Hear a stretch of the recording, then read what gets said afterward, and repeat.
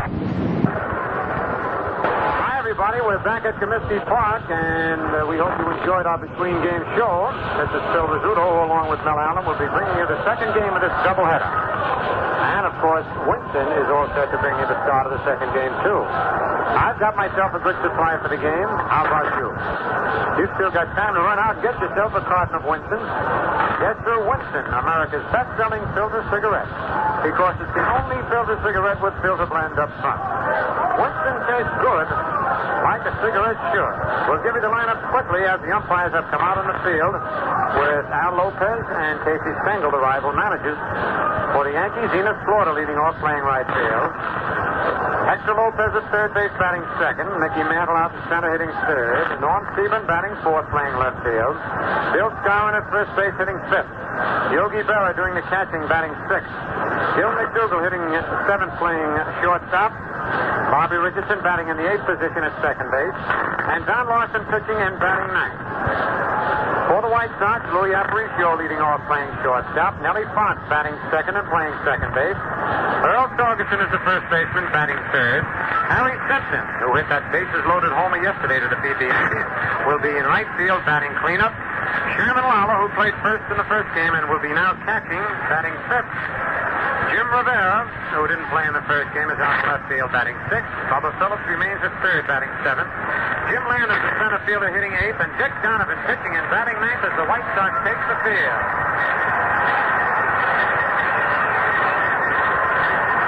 The umpires for the second game, John Flaherty calling balls and strikes. Frank Humont at first base. Charlie Berry at second, and Jim Honachek down at third. The White Sox won the first ball game 9-2. And they really had their hitting shoes on in the first game. Al Smith had a homer. Sherman Lawler a homer. Earl Batty a home run. And Bubba Phillips a homer. Jim Landis chipped in with a single that drove in 2 runs. For the Yankees, Norm Stevens' 2-run home in the 6th inning with Hector Lopez aboard were the only scores for the Yankees in that first game. We're awaiting the appearance of Dick Donovan.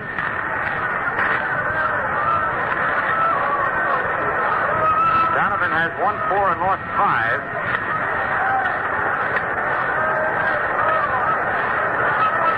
And no decisions against the Yankees this year. His lifetime mark against the Yankees, he's won 8, lost 6. That's 8 and 8. He's won 8 and lost 8. And his lifetime record in the big leagues, he's won 62 and lost 48. And just like early win, this will be Dick Donovan's first appearance against the Yankees this year.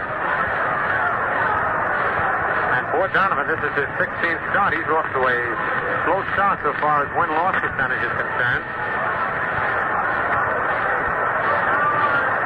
So the Yankees have to battle back now. They want an even split. The Indians won their first game 5-4. The Tigers won a single ball game over Baltimore 7-2. Washington leading Kansas City 6-3, playing the ninth. And the National League, Milwaukee defeated Chicago 2-1. In the first game, the Cardinals 9 and Cincinnati 7. In the second game, the Cardinals scored 2 on the top of the first, Cincinnati batting. The Giants are leading Philadelphia 4-0 at the end of 6, and Pittsburgh at L.A. tied up 1-1 at the end of 3. And those Los Angeles Dodgers are sure a surprise this year. They're just a game out of first place. All right, we're ready to go here in the second game of this doubleheader. Enos Slaughter batting 163. Leading off, Enos has 2 home runs and 5 RBIs. He pinch hit in the first game and struck out. Dick Donovan out on the mound. Ground foul outside of first, strike 1.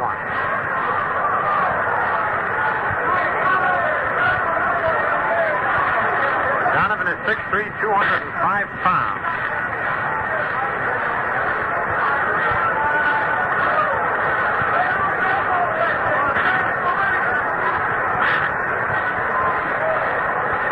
Wind up by the big right-hander. The pitch is outside, ball 1-1-1.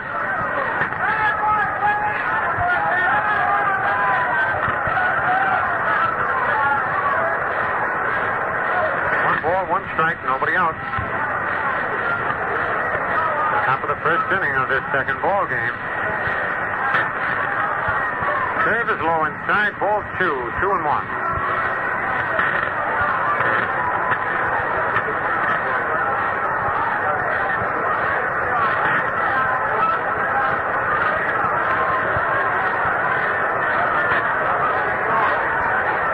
Here's the 2-1 delivery. A ground ball to second base. Fox up with it. Over to Torgerson. One away. Florida bounces out to second base. And it brings up Hector Lopez. Lopez batting an even 300. Has 17 doubles, 4 triples, 12 homers, 48 RBI. Hector Lopez.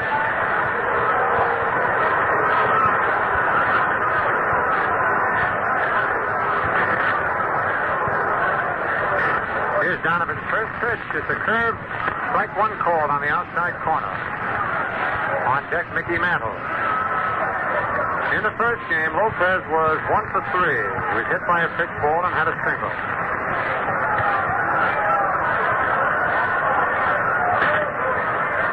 Donovan hides the ball behind his right knee while he's taking the sign. Curve is over. Strike 2 called. 0-2 on Hector. Last time out, Donovan lost a heartbreaker. White Sox are winning 2-1 in the ninth against the Senators, and the White Sox infield came up with 2 errors, which they scored 3 unearned runs, and the Senators won it 4-2.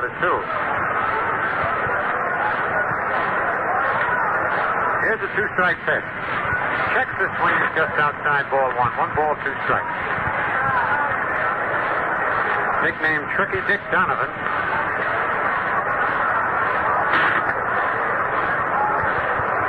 Last year won once against the Yankees, losing 3 times. All right, here's the 1 ball, 2 strike pitch. Outside and low, ball 2, 2-2.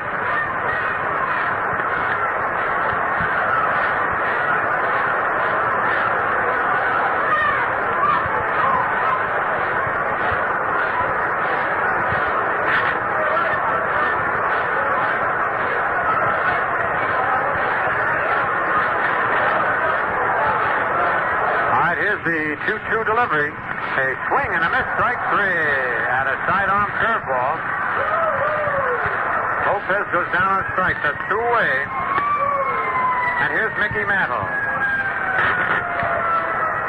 Mickey's batting .307. 9 doubles, 3 triples, 18 homers, 47 RBIs. In the first game, Mickey was 1 for 4. Had 1 single.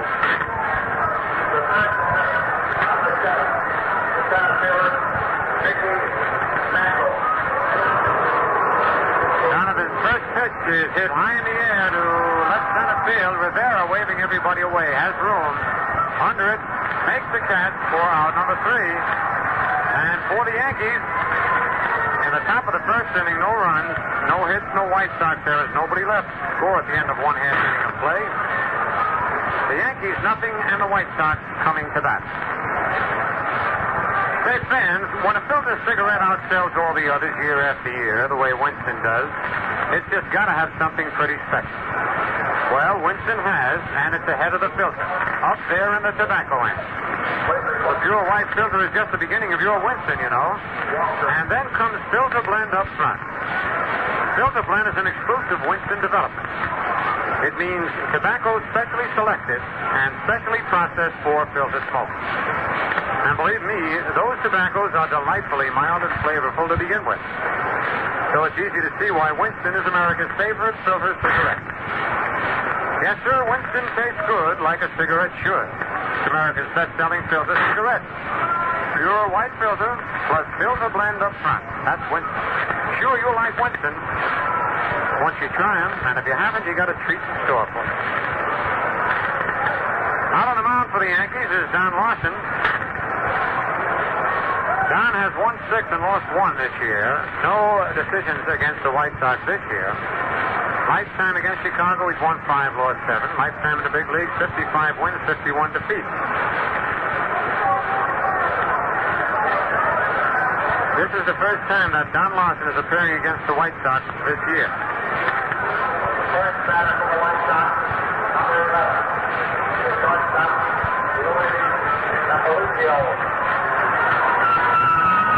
Louis Aparicio, batting .282, 10 doubles, 4 homers, 27 RBI. It's the first pitch on the ground to third. Lopez in, up with it on the short hop. The throw to first in time to get Louis by a step. In that first game, Aparicio was 1 for 5. That was his only hit in the series so far. Nellie Fox, batting .322, 19 doubles, 4 triples, 2 homers, 39 RBIs. The first game, Nellie was 1 for 5, had a double.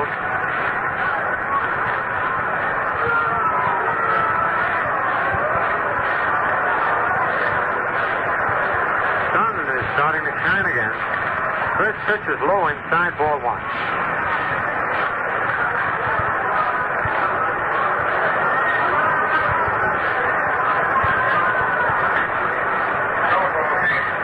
One ball, no strikes. Here's the pitch to Fox. He takes it low inside, ball 2, 2-0.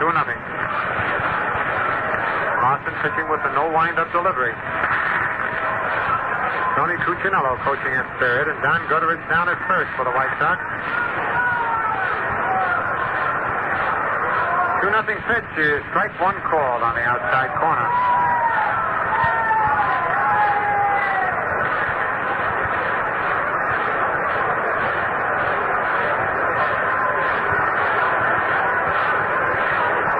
Lawson says, here's his 2-1 pitch. Curve line, fair ball inside of first. That'll be extra bases. Fox around first, digging the second. And a fan touched it. It's a ground rule double.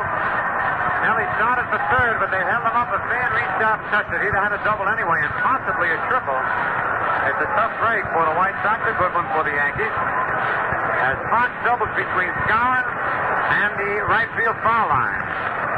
Just inside. The Moose couldn't quite get to it. And for Fox, that's his 20th double of the year.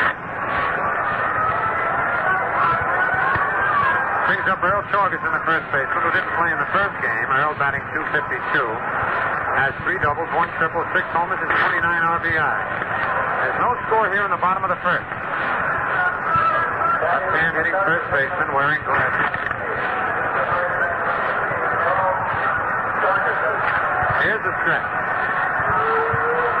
Pitch is low, ball 1.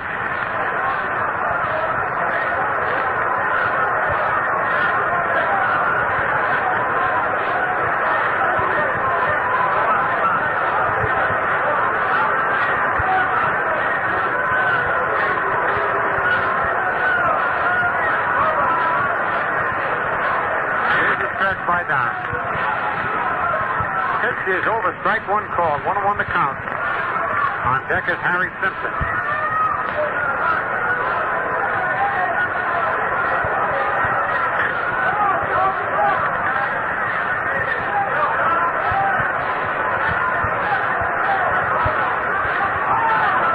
One ball, 1 strike, 1 out. Fox leading off second. Slow curve, gets away from Yogi, rolls back to the wall. Fox at second, round third, and holds up as the wild pitch charged to Don Lawson, a curveball that broke in the dirt. Nellie Fox came storming around third, but the ball bounced off the wall, back to Yogi. And with Lawson covering the plate, Fox hustled back to third. So now the Yankee infield is coming in and try and cut off this run at the plate if they can. 2 balls and 1 strike on Torgerson. 1 out. No score in the bottom of the first.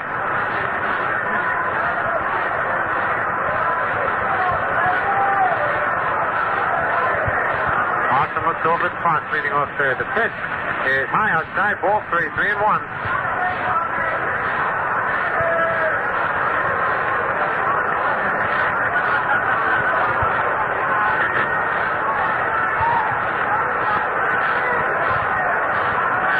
And 1 strike to count.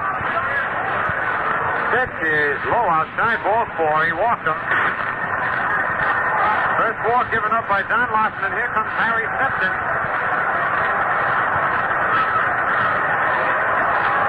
Harry Suitcase Simpson. Simpson didn't play in the first game. He's batting .250, has 5 doubles, a triple, 3 homers, 12 RBIs. Now the Yankee infield moves back in double play depth. Cowan is holding first against Torkelson. Fox is at third. There's one away. We got action in the Yankee bullpen. Pitch to Simpson is low, ball one.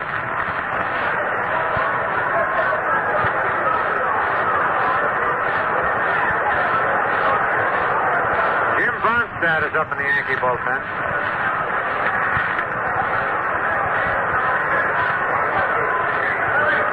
Here's the stretch. Pitch is strike one called on the outside corner.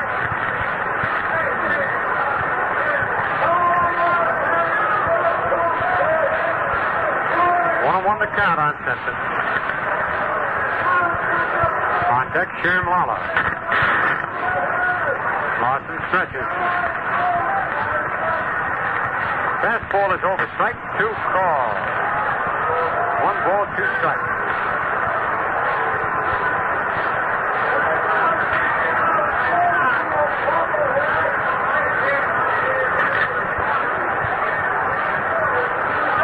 It's a big man for Lawson if he can get him out of there without a run scoring.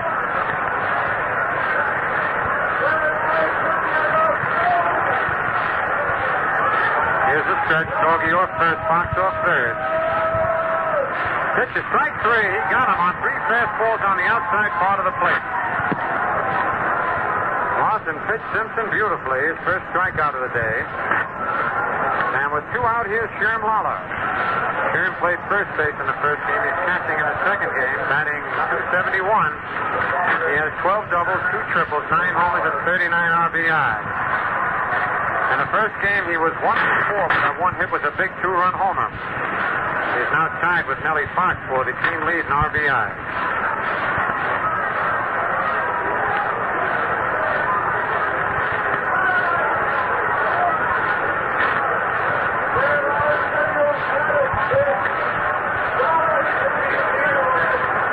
Two men are out. Runners at first and third. No score in the bottom of the first. Pitch to Lala is a curveball low, ball one. Jim Rivera is on deck.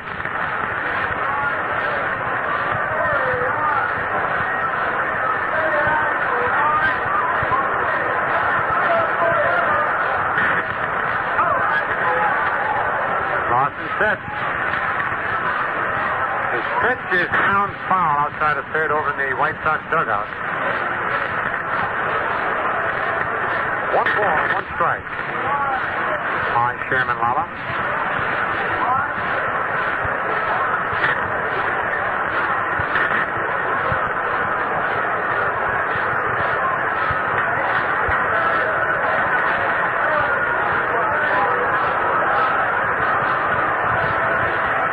On the count.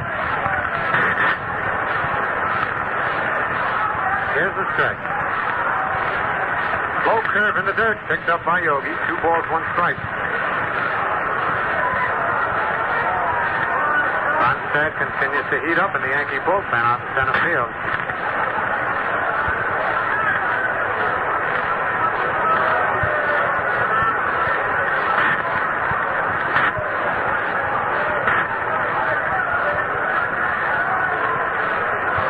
Stretches. Curve is low outside, ball 3. 3-1.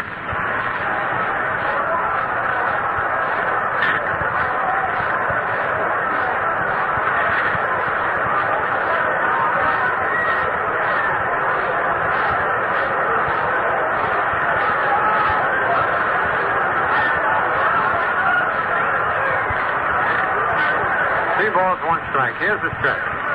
Quick throw to first. Ferguson back in time.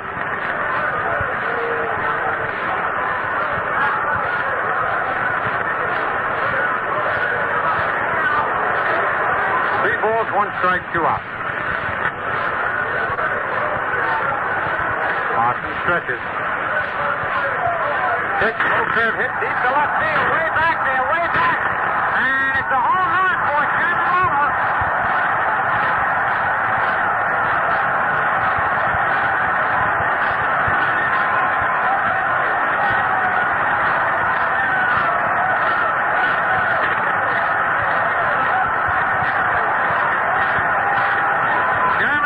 hits his 10th home run of the year, and now takes the lead in RBIs for the White Sox with his 42nd RBI of the year. He had 39, drove in 3. The White Sox lead 3-0 here in the bottom of the first. And the batter, Jim Rivera, the left fielder. Rivera batting .286, didn't appear in the first game. Has 6 doubles, 3 triples, a homer, and 7 RBIs. Takes the pitch over, strike 1 call. Lala hit a curveball that time. And as you can well see for yourselves how the ball is carrying with those 5 home runs in the first game.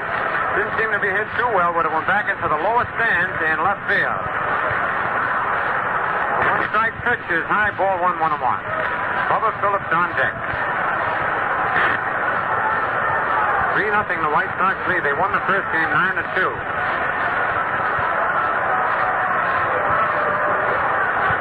Parsons' pitch is low, ball 2, 2-1.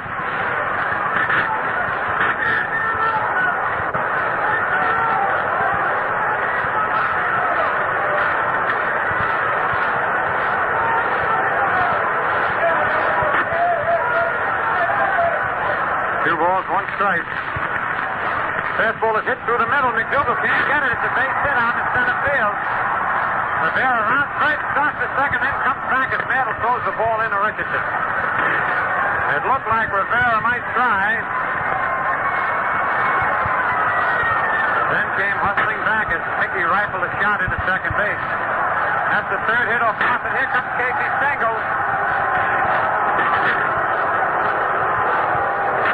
While Casey's walking out to the mound, we'll pause for station identification. For the Thompson Recorded Entertainment, listen to Jerry Marshall's Record Room Mondays through Saturdays from 10 a.m. to 1. This is WMGM, New York, 1050 on your dial. Casey is standing out there with Yogi and Lawson, and he makes the sign of the bullpen. That's all for Lawson. Yanking John out mighty quickly here in the bottom of the first inning. The White Sox are leading 3-0. Lawson has given up a double, a walk, a home run, a single. And Big John will be coming out of there, which means he'll have only pitched 2/3 of an inning. Given up 3 hits, walked 1, struck out 1, has allowed 3 runs so far. Should Rivera score, would be charged to Lawson.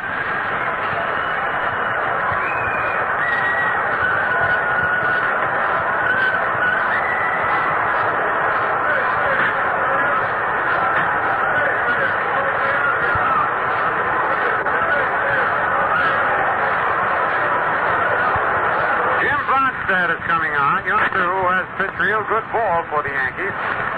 Yet he's still looking for his first win. He is second on the team in earned run average with a 2.57. But he has won none and lost 2. So Blanchard will be coming on.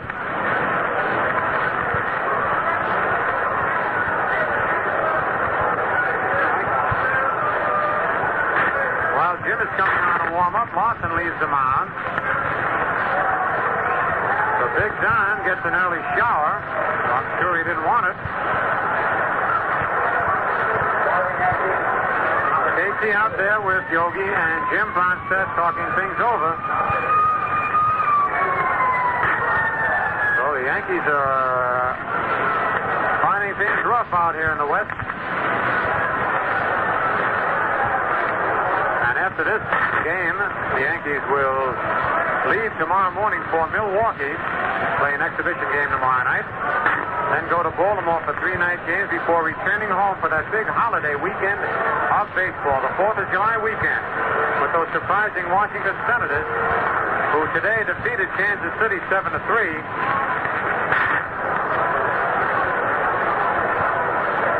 And that's unusual. They won 7-3, and there wasn't a home run hit in the whole ball game. Must have been blowing in out there in Kansas City's Municipal Stadium.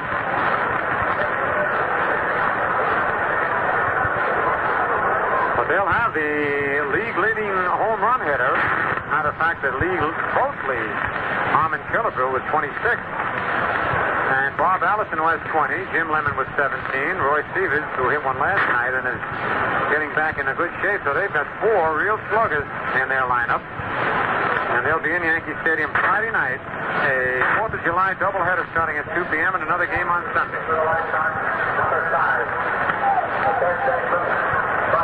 Jim Bronstead, 6'3", 196 pounds from Fort Worth, Texas. This is his 8th appearance of the year. And it's his 2nd appearance against the White Sox. He started against them back on June 18th.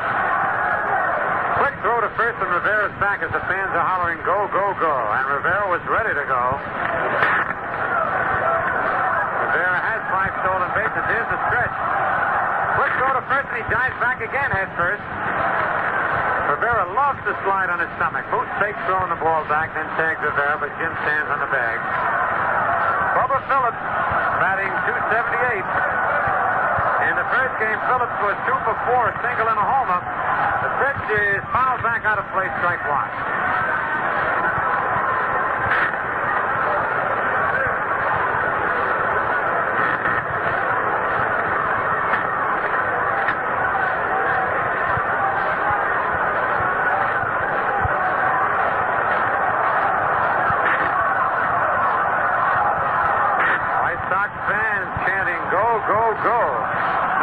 First, Rivera jumped back in this time, didn't slide, and he ran into a solid wall when he hit Skowron.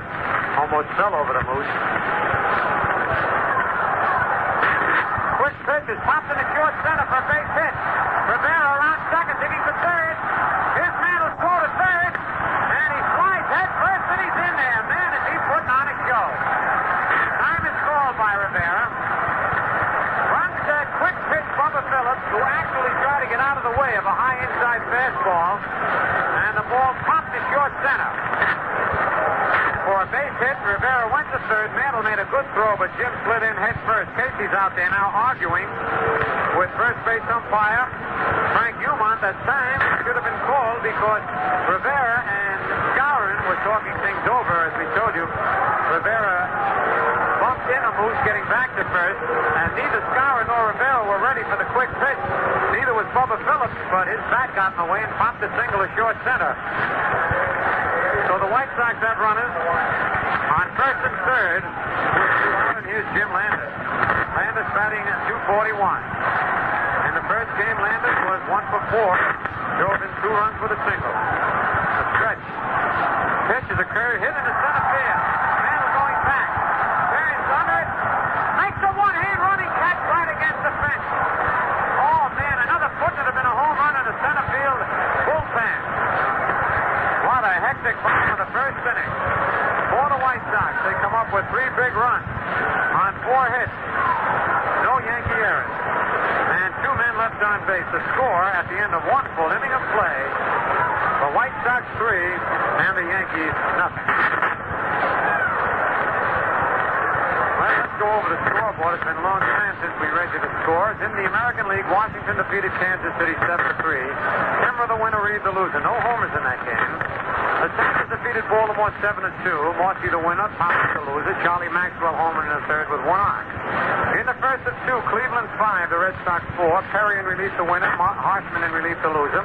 Ted Williams homered in the third, nobody on. Minnie Minoso had 1 in the third with 2 on for the Indians. In the second game, it's 0-0 at the end of 5. Wills against Score. In the National League, the Dodgers 6, Pittsburgh 1 at the end of 4. Daniels against McDevitt. Demeter homered in the fourth with 1 on. The Giants 4 and the Phillies nothing at the end of 6.5. Robinson against Antonelli. In the first game, the Cardinals defeated Cincinnati 9-7. Blaylock the winner, Nuttall the loser.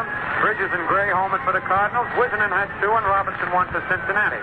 In the second game, it's the Cardinals 2, Cincinnati nothing at the end of 2.5. Ricketts against Schmidt. And in a single game, Milwaukee defeated the Cubs 2-1. Pizarro the winner. Hillman the loser. Eddie Matthews homered in the fourth with nobody on, his 23rd of the year. Juan Pizarro, who had been sent down to pitch in the American Association, pitched great ball. I know he had 1 no-hitter and 1 near no-hitter. Falls back and pitches himself a beautiful ball. Here's leading off for the Yankees in the top of the second. The White Sox leading 3-0. Sebring batting .266. Dick Donovan ready. The pitch is in there, strike one call. In the first game, Sebring was 1 for 3. He homered to account for the only 2 runs the Yankees had with Lopez aboard, and then he was hit by a pitch ball.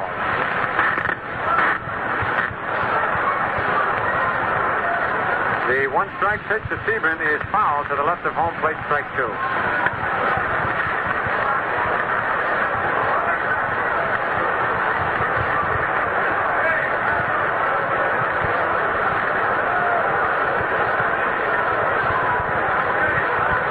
Nothing in 2 on Norm Sebring.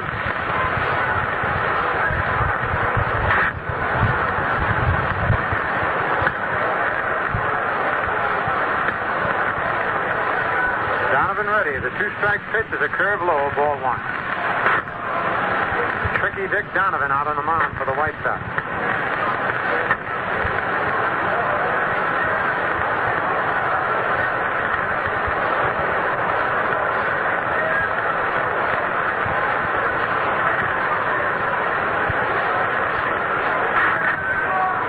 Is line, a ground ball right at Aparicio, up with it. Throws to Torgerson in time for the out. Man, Sebring hit a bullet. A one-hopper that almost went right between Louis' legs. It was hit so hard, Aparicio hardly had time to get his glove down. And his rifle to first base gets Sebring. One away. Here's Bill Skowron. Skowron is batting .290. And in the first game, the Moose was 1 for 4, had a single in the second inning. 3-0, the White Sox are leading. Pitch to Skowron is ball 1. He checked his swing, it was outside.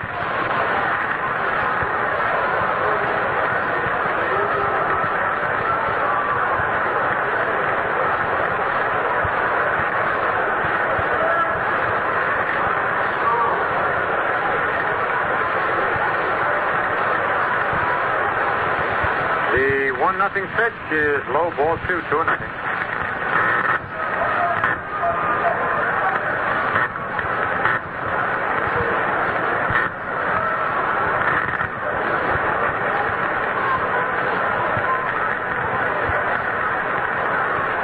One out, nobody on. We're in the top of the second.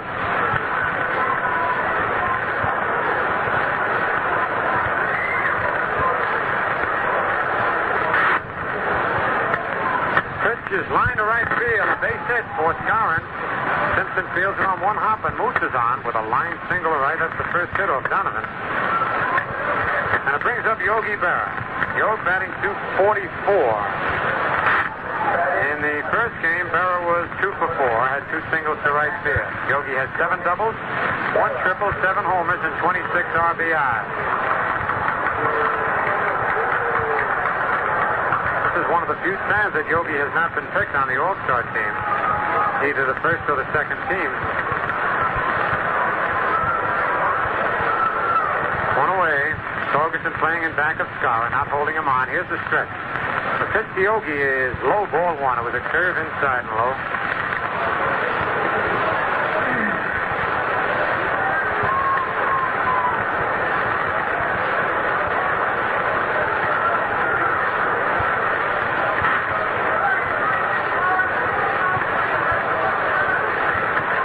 Ball, no strike. Donovan set. Pitch is low, ball 2, 2-0.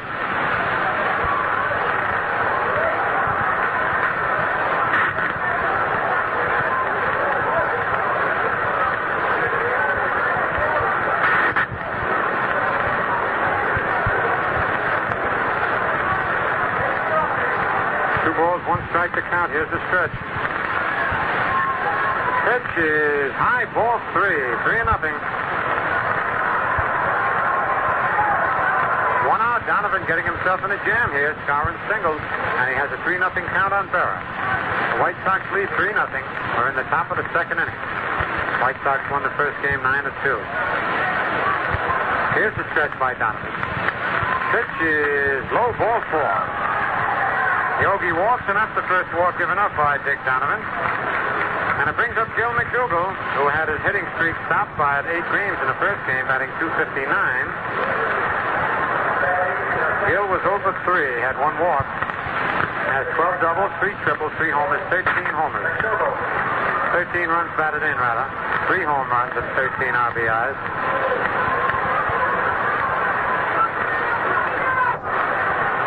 Darwin at second. Berra at first, 1 away. On deck, Bobby Richardson. Here's the stretch by Donovan. Pitches a curve, hit on the ground, is short. Aparicio to box for 1, back to first. Double play. A double play from short to second to first. The 63rd double play for the White Sox and for the Yankees in the top of the second. No runs, 1 hit, no White Sox. There is 1 man left. Score at the end of an inning and a half. The White Sox 3 and the Yankees nothing. Winston tastes good like a cigarette should because there's filter blend up front. Up front ahead of the filter.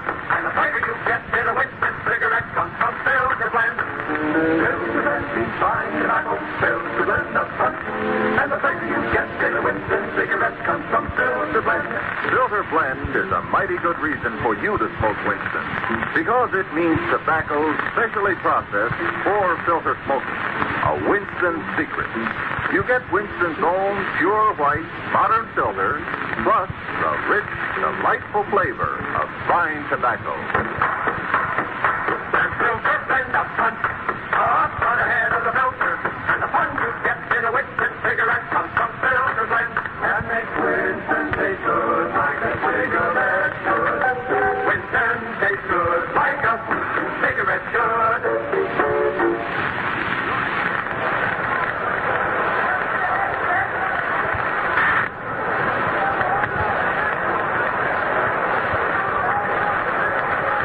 The White Sox leading. We go to the bottom of the second inning. And for the White Sox, Dick Donovan will be leading off. Donovan is batting .161. He's 5 for 31, has a double, a homer, and 3 RBIs. Bats him left-handed. And he's not a bad hitting pitcher. He'll be facing Jim Bromstead, who took over for Don Larson in the first inning. Don was treated a little rough. Gave up 3 hits, a single, a double, and a homer. 3 runs.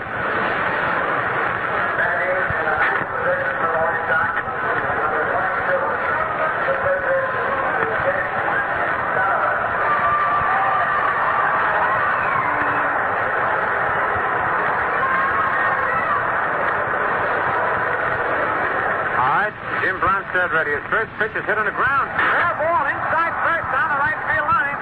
Donovan on first, digging for second. Slaughter up with the ball, and Donovan's in with a double. And that's the second one that has been hit between Skowron and the right field foul line. A double just inside of first base. Hit number 2 off Bromstead, and for Donovan, that's his second double of the year.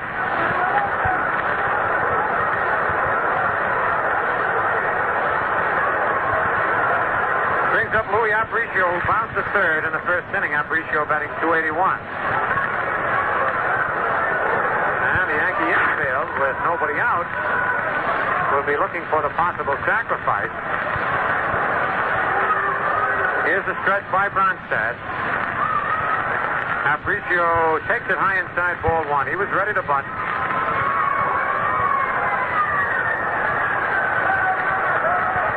Nellie Fox is on deck.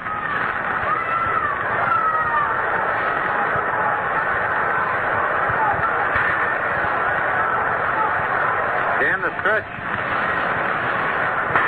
Pitch is hit on the ground, and Richardson over to his right, up with it goes to Skowron in time to get Aparicio. Moving the third is Donovan. Louis did his job. He bluffed the bunt and tried to hit it by Richardson, but didn't hit it good enough. And now Donovan is in scoring position with 1 away at third base. And the batter, Nellie Fox, who doubled down the right field line in the first inning. Fox batting .324. Infield's in for a play at the plate. Here's the windup by Bromstead. The pitch is low outside ball 1.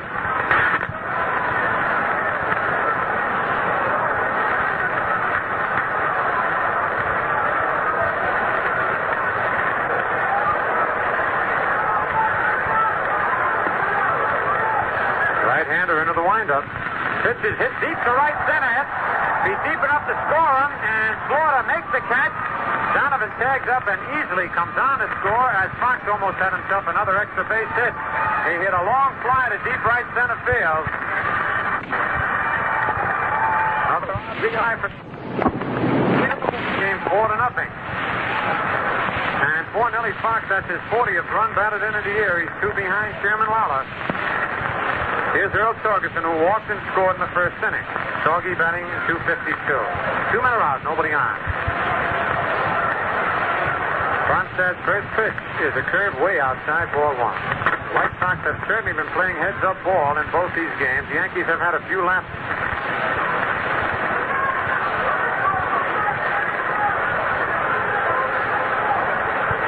Here's the 1-0 pitch.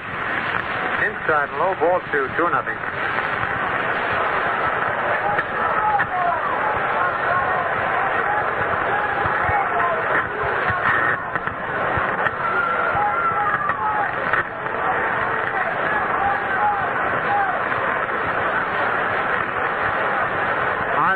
The count. Here's the pitch.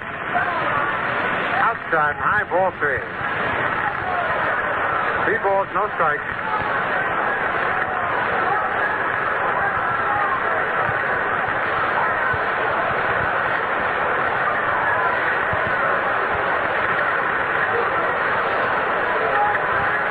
The windup, and the pitch is over, strike 1 call. 3-1 the count.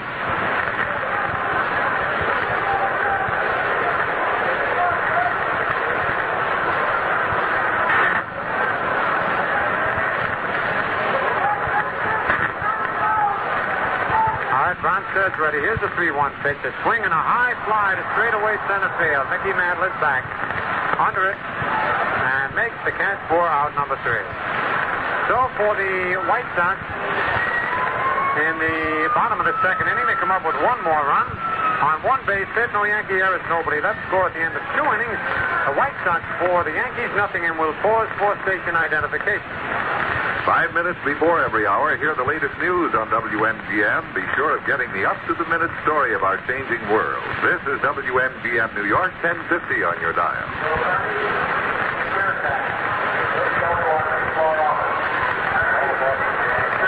Get America's most popular filter cigarette by the carton. And then you'll always have plenty of Winston's on hand to enjoy. No sense running out. Friends, we'd like to tell you once again about the 3 easy ways to obtain the tickets for upcoming Yankee home games. You can buy them over the counter any day of the season, including Sundays, at the Stadium Advance Ticket Office, open daily from 9 to 5 p.m. The popular Yankee Grand Central Ticket Office is open Monday through Saturday from 8:30 a.m. to 6 p.m. And you can order now by mail.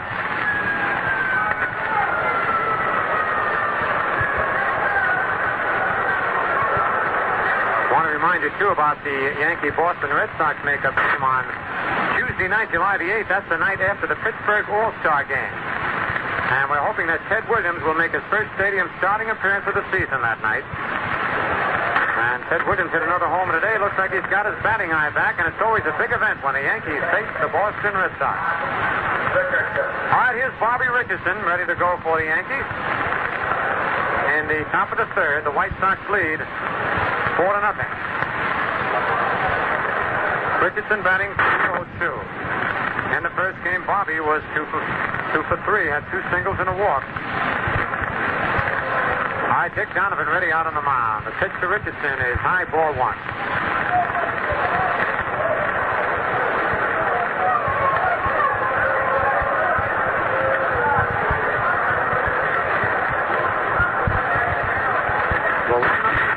Is a curve high, ball 2, 2-0. 2 balls, no strikes.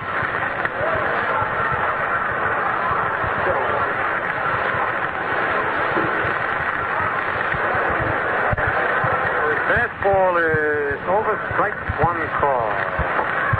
Ralph Terry is loosening up for the Yankees out in the bullpen. Bronstad is due to be the next batter. Looks like Casey will be going to his pinch hitters. Here's the pitch to Richardson. A ground foul right alongside of the Yankee dugout. Almost went in and got Casey.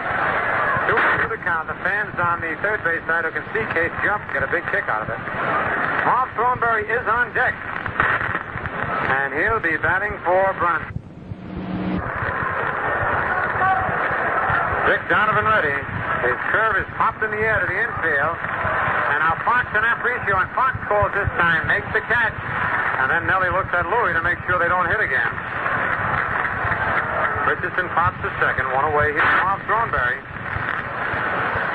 In the first game, Thornberry pinch hit and popped to third base. Batting .214.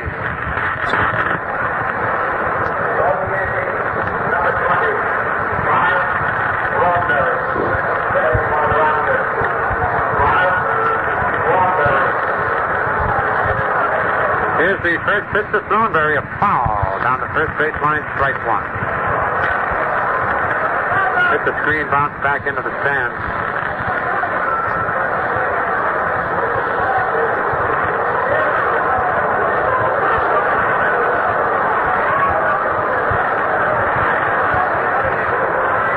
One strike on Thornberry.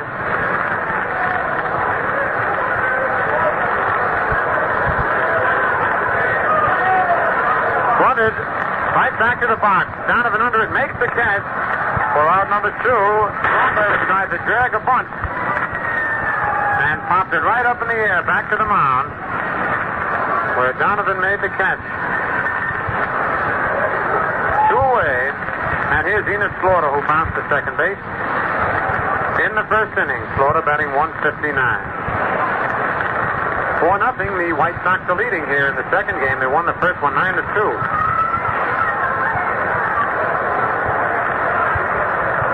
Pitch to Slaughter is over, strike one call. Having a pitcher's battle out there in Cleveland. Kid brought up from Minneapolis, Wills, and Herb Score. Curve is a swing and a miss, strike two. Slaughter went all the way around.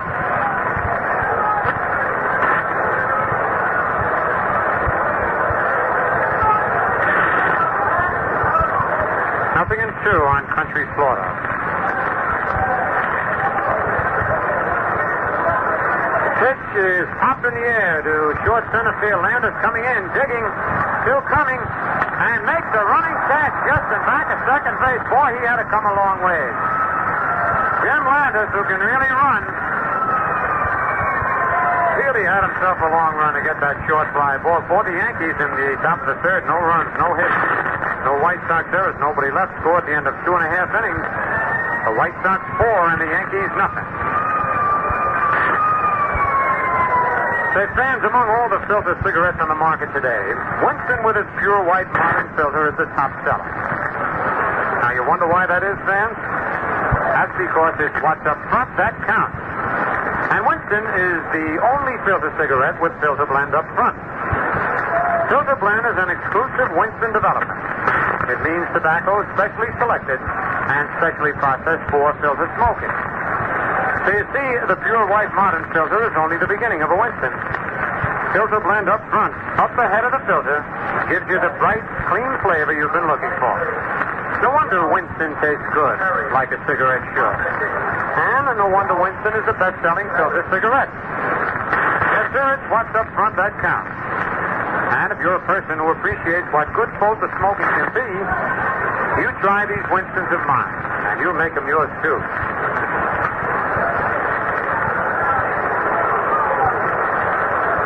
And right now, Ralph Terry is coming in to be the third Yankee pitcher. Jim Brownstein was in there for an inning and a third. Gave up 2 hits, didn't walk anybody, didn't strike on anybody, and allowed 1. With the White Sox leading 4-0, they'll be sending up Harry Simpson, Sherman Lawler, and Jim Rivera. Young Ralph Terry, who is hoping to earn a starting berth with the Yankees, came from Kansas City, started a couple of games, didn't go too well. Casey has put him in the bullpen. That's the way Casey works it. And as soon as the youngster has had enough experience, he gets on the beam again. He'll be back in starting role.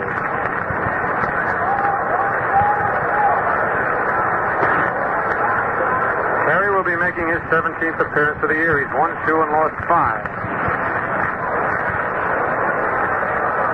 Right-hander.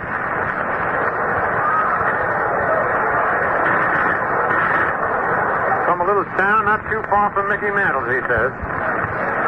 Matter of fact, he says any town near Mantle's town is a little town, including Mickey's. Terry was traded to the Yankees on May 26th with Hector Lopez for Johnny Crooks, Jerry Lumpy, and Tom Sturdivant. He's 6'2", 182 pounds from Chelsea, Oklahoma. Harry Simpson struck out in the first inning, batting .246.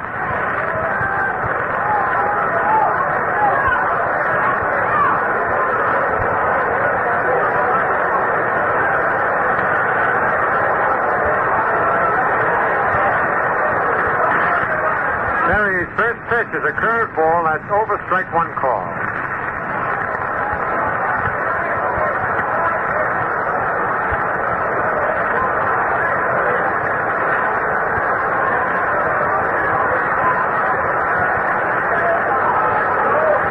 Here's the one-strike pitch. Fastball is a swing and a miss, strike 2. 0-2.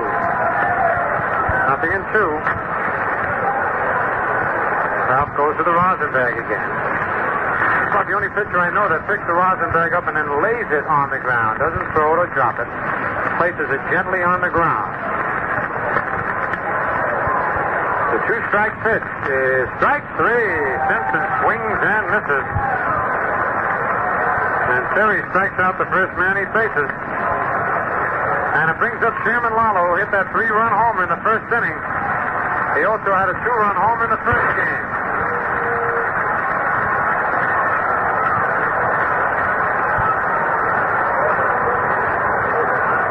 Now has 10 homers on the year.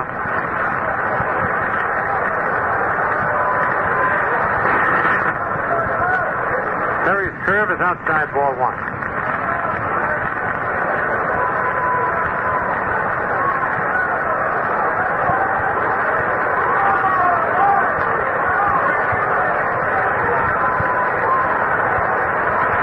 One nothing pitch.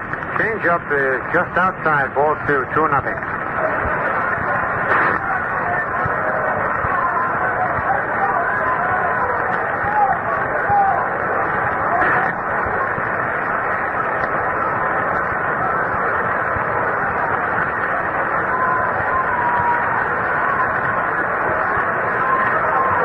Terry's ready. The 2-0 pitch. Fastball is lined to left field. That's a base hit, maybe extra bases. Ball gets by Stephen, bounces off the wall. Lalo around first, digging for second. And he's in at second with a stand-up double. For Lalo, his double of the year. Man, that was a line shot that Stephen couldn't catch up to. And as it went by him, it hit the wall and bounced back towards the infield. 1 out, runner at second. Here's Jim Rivera, who singled to center in the first inning. Rivera batting at .295.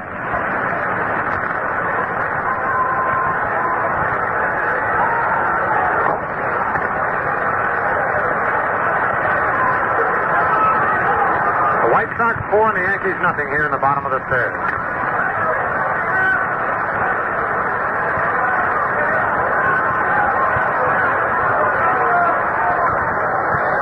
Steps out of the box.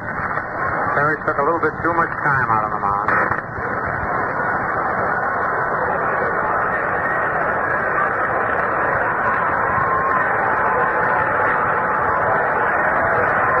Here's the stretch.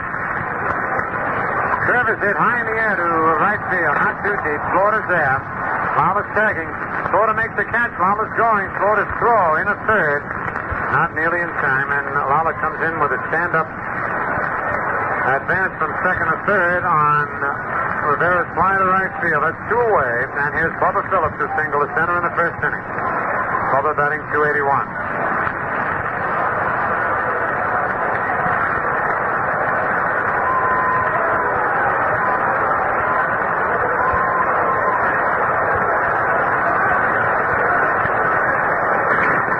Jim Landis on deck. 2 out and a runner at third.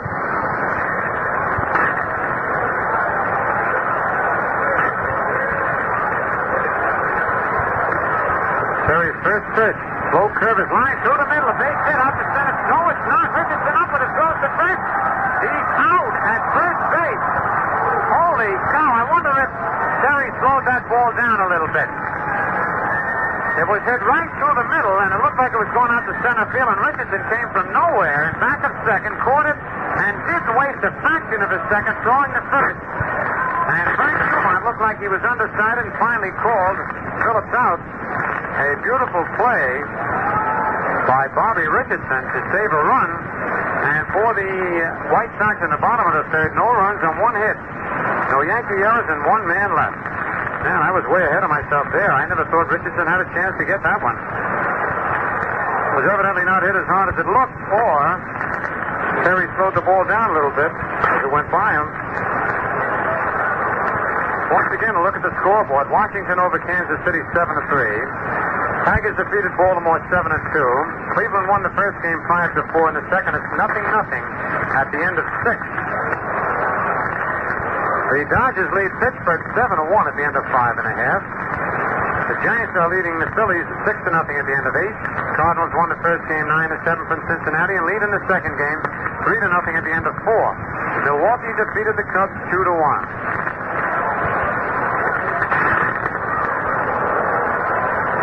Well, Joe Ripley informs me that the official scorer said that ball did not hit Terry's glove.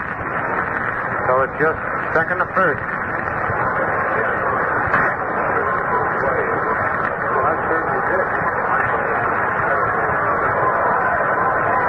Hector Lopez is the leadoff hitter for the Yankees here in the top of the fourth, with the White Sox leading 4-0. Lopez struck out in the first inning. Hector batting .298.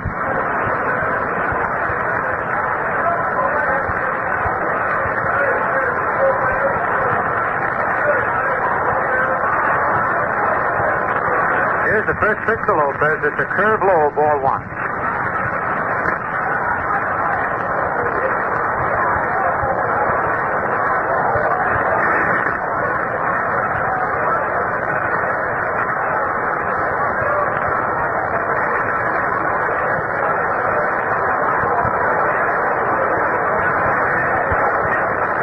Ball, no strikes to count. Fastball is outside, ball 2, 2-0. Mickey Mantle on deck.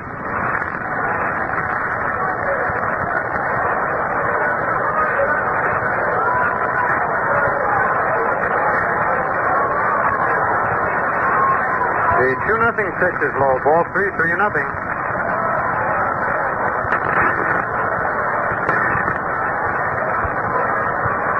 Lopez has plate umpire Flaherty look at the ball. He doesn't, throws it out of the game.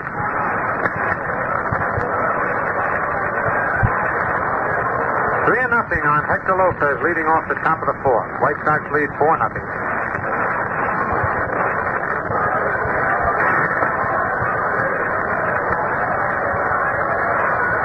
Fastball is over, strike one call. Lopez started for first base, and the fans get on him a little bit. 3-1 the count.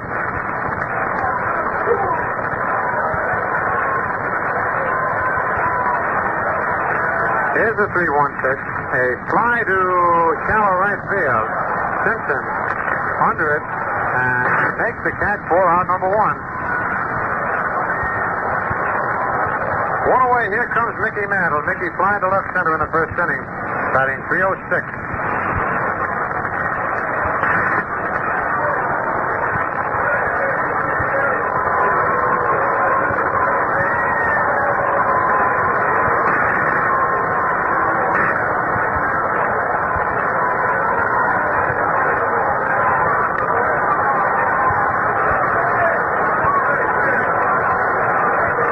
First pitch to Mantle is a swing and a miss, strike 1 on a change-up curveball, and Mickey almost went down that time, limping a little bit on the right leg. Donovan fooled him with that change.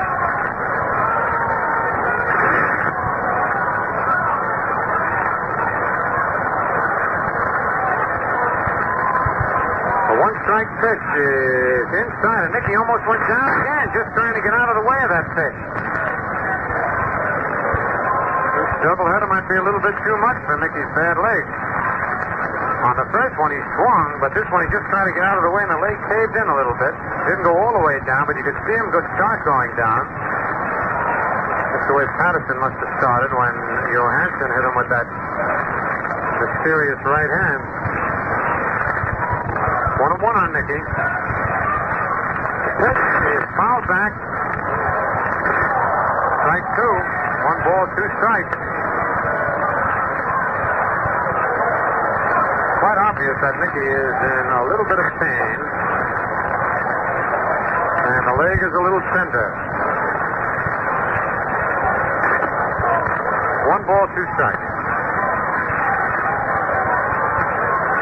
But he's a fellow who can get out of a ball game no matter how badly he's hit. He loves to play. All right, here's the 1 ball, 2 strike pitch. He starts the bunt, takes it, ball 2, 2-2. Pitch was low. Donovan doesn't like that ball, and that's for a new one. Mick was ready to bunt with 2 strikes on him. He hasn't had too much success this year, as much as he's had in the past.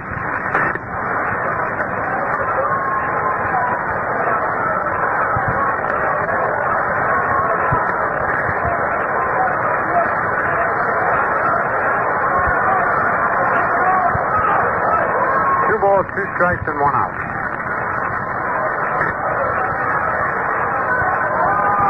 Pitch is hit on the ground at first base.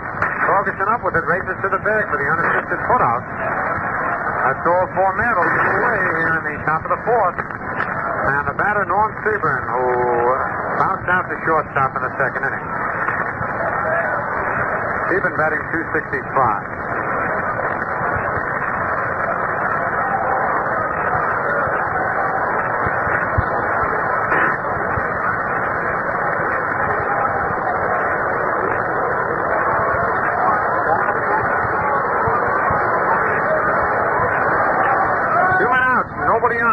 Top of the 4th. White Sox 4-0. There's a swing and a miss. Strike 1 at an inside curveball.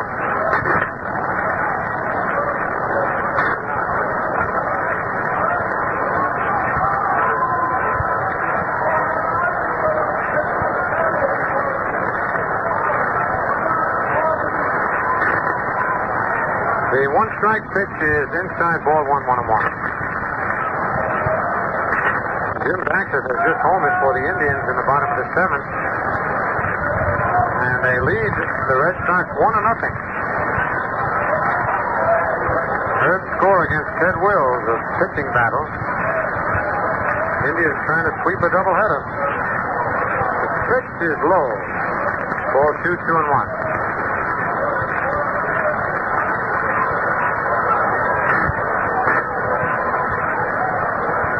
Balls, 1 strike, and 2 outs.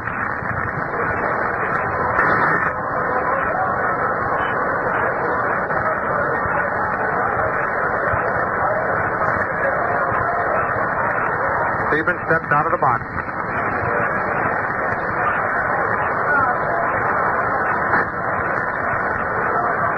Now he's back in, ready to go. 2 out, a 2-1 count on him. Tricky Dick Donovan ready. Pitch is a ground ball. Torgerson up with it. Goes to first for the unassisted putout. 2 in a row for Torgy for the Yankees in the top of the 4th. No runs, no hits, no White Sox. There is nobody left. Score at the end of 3.5 innings of play.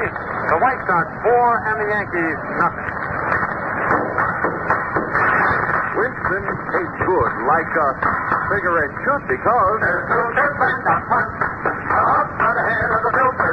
And the pleasure you get in a Winston cigarette comes from Filter Blend. Filter Blend is fine tobacco. Filter Blend of punch. And the pleasure you get in a Winston cigarette comes from Filter Blend. Filter Blend is a mighty good reason for you to smoke Winston. Because it means tobacco specially processed for filter smoking. A Winston secret. You get Winston's own pure white modern filter, plus the rich, delightful flavor of fine tobacco. There's Filter Blend of punch. Up on the head of the filter. And the fun you get in a Winston cigarette comes from Filter Blend. And makes Winston taste good like a cigarette should. Winston tastes good like a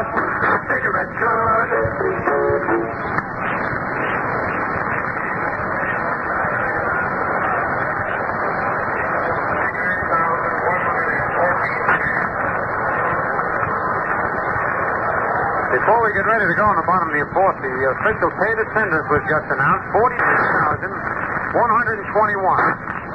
So the total attendance for the 3 days that the Yankees have played here at Comiskey Park, 101,654. The Yankees sure drew them in. This is the largest crowd at Comiskey Park since back on June 11th, 1957, when the Yankees were here for a Sunday doubleheader. But they had 49,000 then.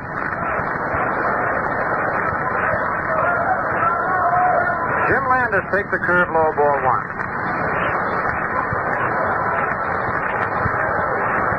Landis lined out to deep right center field in the first inning. Batting .240. Mantle made quite a play on that one.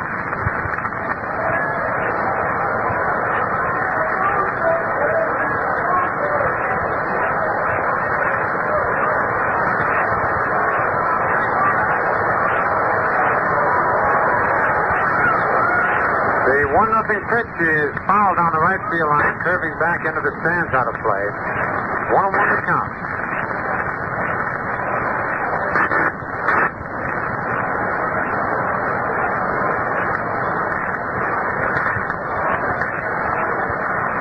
Dick walking around, looking for his helmet, towel around his neck. He's due to be the next batter. The 1-1 pitch. Slow curve is lined fouled on the left field line back into the stand. 1 ball, 2 strikes.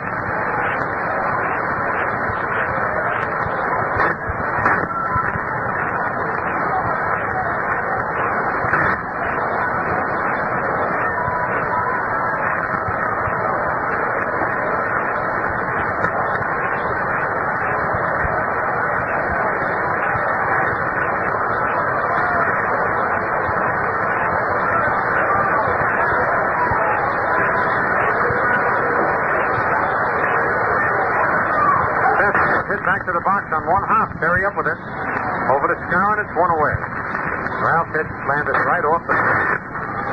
1 out. Here's Dick Donovan, who doubled the right and scored a run in the second inning. Donovan batting .188.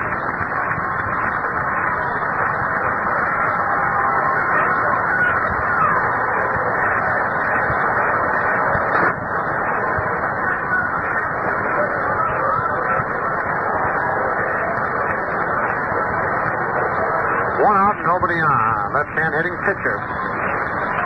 Holds that bat right on the end. He's used as a pinch hitter once in a while by the White Sox. Takes the curveball low, ball 1.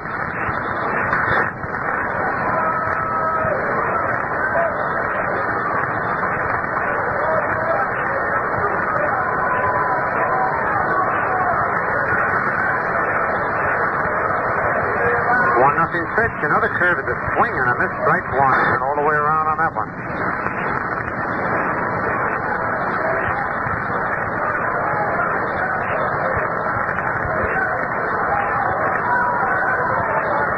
One ball, 1 strike, and 1 out.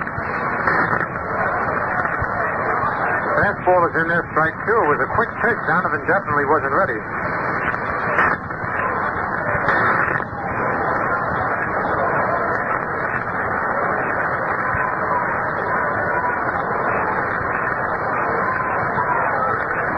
Fastball to strike 3. Got him swinging.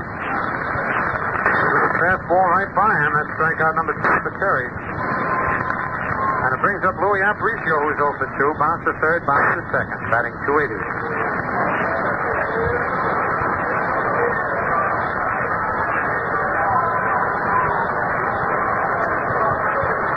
Two out, nobody on.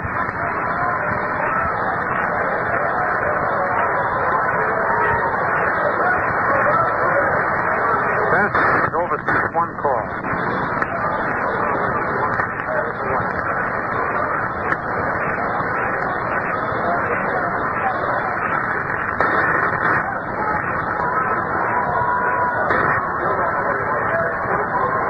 Fastball inside. Ball 1, 1-1.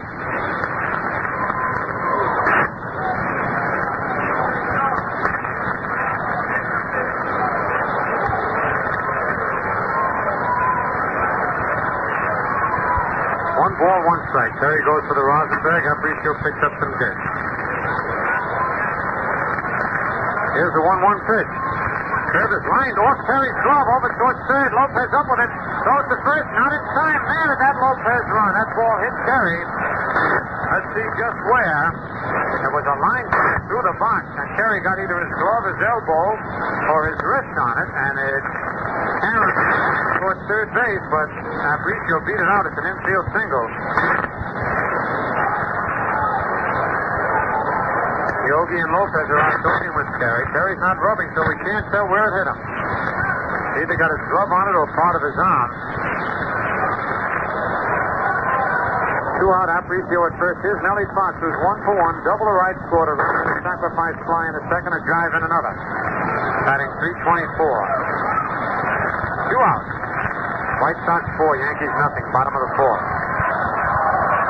And Aparicio, who leads the league in stolen bases with 21, is leading off first. First pitch is a strike in the outside corner. Man, Louis had a running start that time. I wondered why he didn't go. Changed his mind at the last second.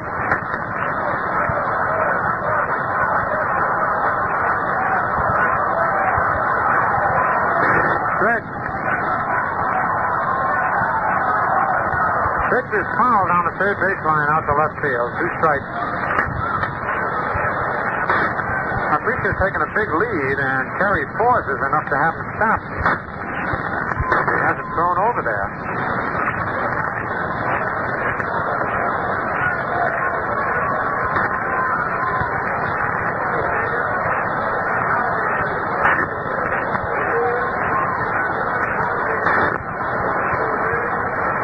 Nothing in 2 on Nellie Fox.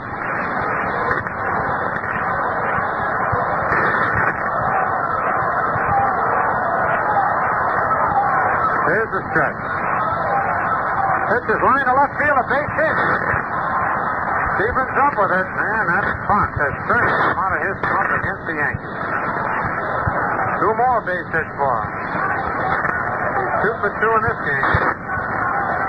He had 2 hits Friday night, 2 hits Saturday, 1 in the first game today. He's got 2 here in his second game. Has 7 hits so far in the series. And here's Irvin Torgerson, who walked and flied to center. Torgy batting .250. 2 out, runners at first and second. Now, Fox has an alley between third and short. He never knew where to play him.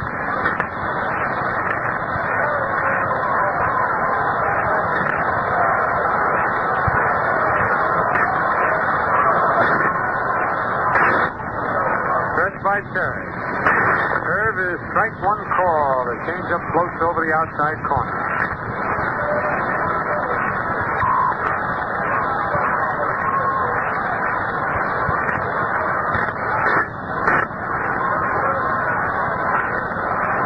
Fastball is low. Ball 1-1-1.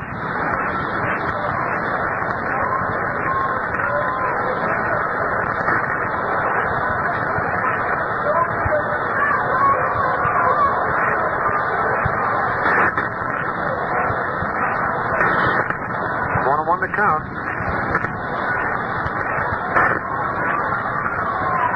Curve hit off Torgerson's right foot out to the mound. It's a foul ball.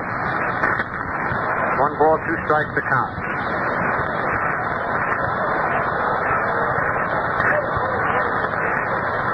Flaherty looked at the ball. It's all right. 2 Pollock must have worn off in their second game.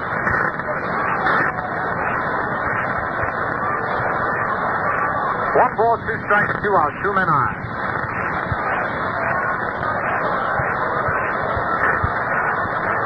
I think the Yankees have seen enough of Fox this game and all year. He's really a year against the Yankees. Fastball is lined foul outside of first. Out in front of that fastball.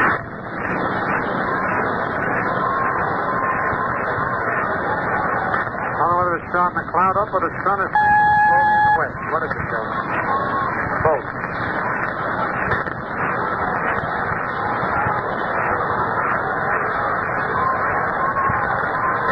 One ball, 2 strikes, and 2 outs.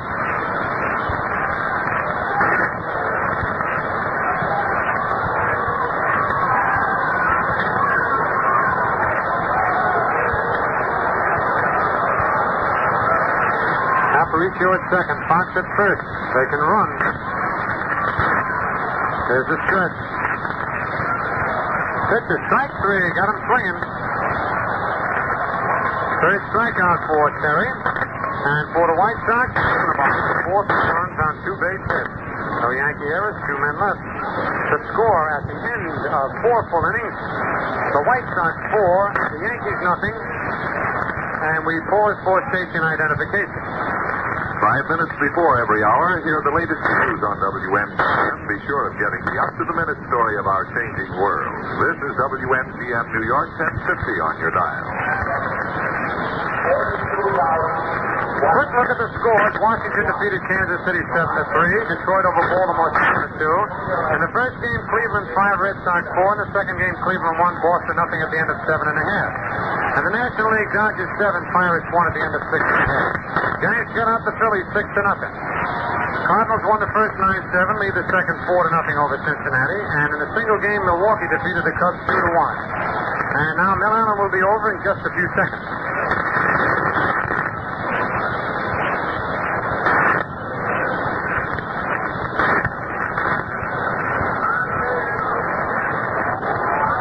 First half of the 5th inning. Bill Scarron will be coming up. Bear on deck and McDougal to follow. Someone wired in from Pottsville, Pennsylvania wants to know if there's ever a fair ball hit outside of Yankee Stadium. The answer is no.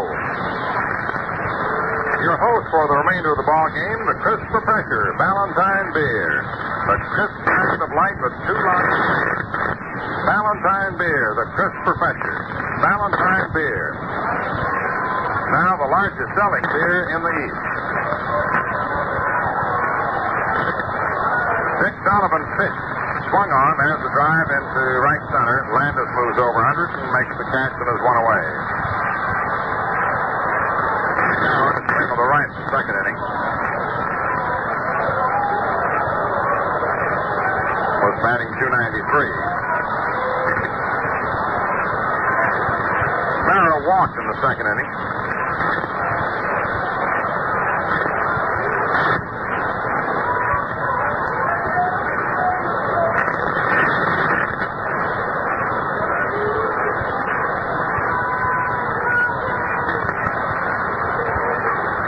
Strike 1.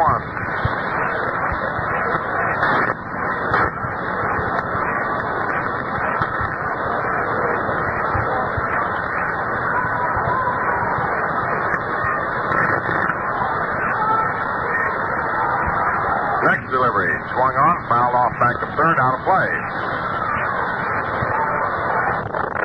2 strikes on Berra.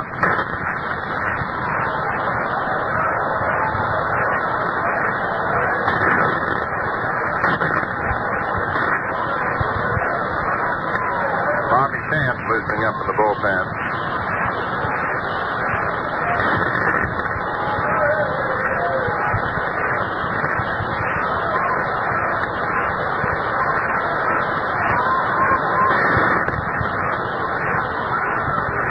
Fouls it off.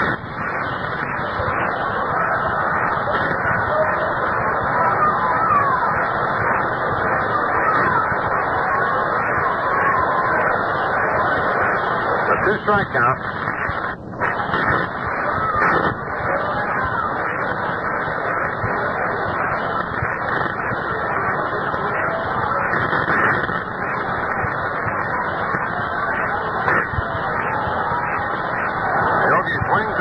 Strike 3. Struck him out on change of pace. Yogi's been striking out a lot more this year than he ever has.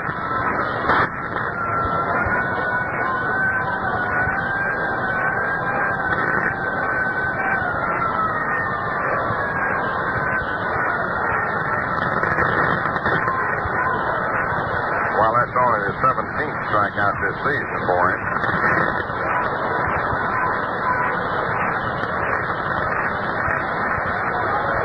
Gil McDougal steps up, grounded to short in a double play in the second inning. Batting .258. Dick Donovan's delivery. Low, ball 1. Donovan has retired 9 in a row since the second inning when the Yankees, the only so far together, a single by Scar on the walk to Yogi, and Gill hitting a double play down the inning. The only 2 men have reached base. The 1-0 pitch swung on and fouled off to the left of the plate. Strike one, 1-1.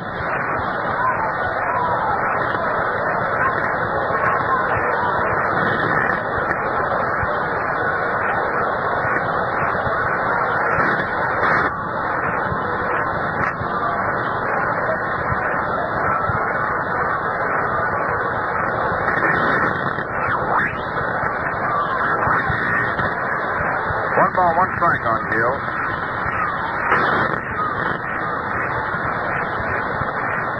Yogi struck out last year only 35 times the whole year. And what did I say a little while ago? It's like 17 so far this year.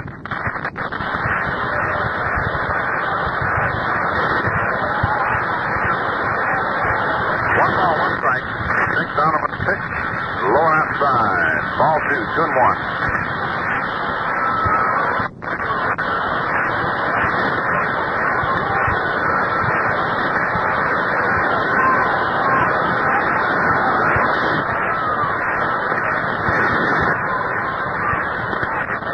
And the next pitch. Swung on and fouled to the left of the plate. 2-2 count on McDougal. Cleveland leads Boston 1-0 going to the 9th inning. They hold that one, it'd be a great big doubleheader for the Indians. The Yankees blow this one. They'll be 4 games behind the Indians.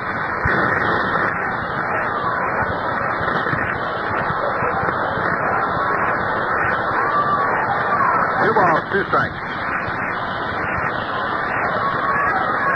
They pitch to McDougal. Outside, ball 3, 3-2.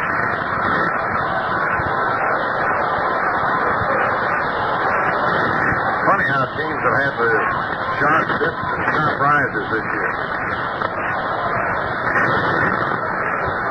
The payoff pitch is low outside for ball 4.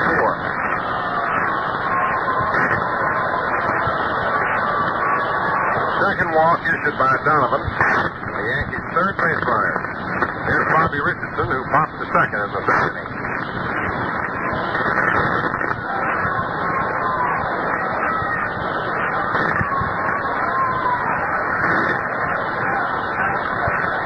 Outfield straight away.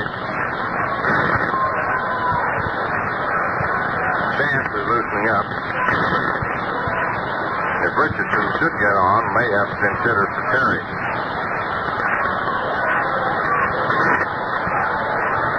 The Bobby swung on to one hopper to Phillips. Phillips throws on over to Torgerson, the side's retired. Richardson out third to first. No runs, no hits, no errors, 1 left on to end 4.5 innings. Chicago 4 and New York nothing. Right now, here's a popular song from Pretty Joe of Columbia Records.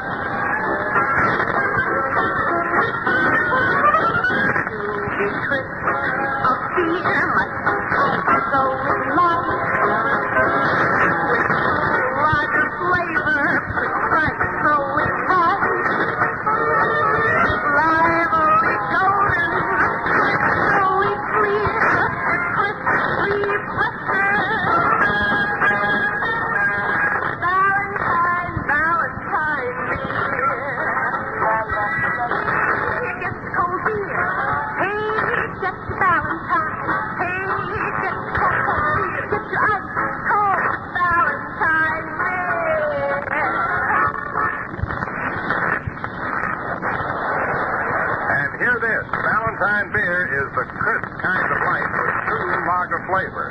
The largest selling beer in the East. The last half of the 5th inning coming up.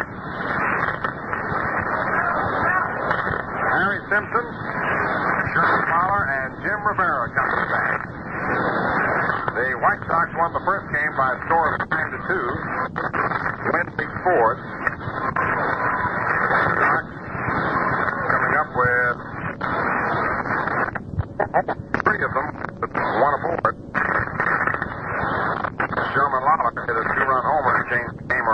3-1 New York to 3-2 Chicago. They took it from there and hit a 3-run homer in the first inning. Harry Simpson up. Pitch is inside from Ralph Terry. Don Larson got shelled in the first inning. Bromstead took over for an inning in the third, and Terry came on in the third inning.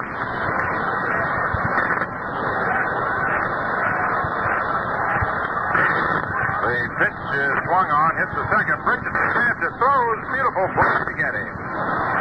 That boy makes some remarkable plays. He made one last inning. The sure base hit through the middle. In fact, on television, I called it as a base hit through the middle, and there he was. And he grabbed it.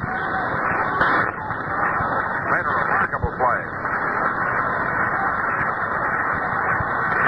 Sherman Lawler, homer to double. 3 runs batted in.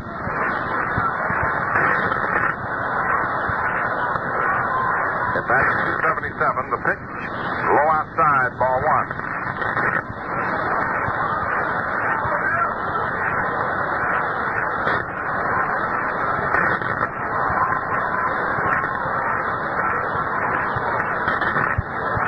One ball, no strike.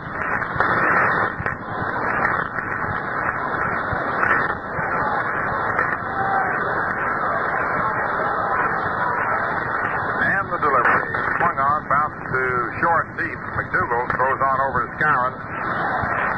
And he tags Lawler coming by. Skowron was pulled off the bag and had to wait for Frank Humont to give us the call. 2 away, and the batter is Jim Rivera.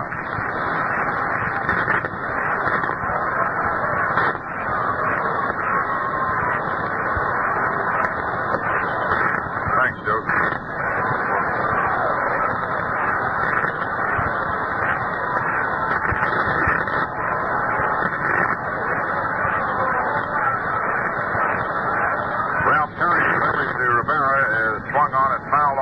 Play to the left of the plate. Strike 1. 1 strike.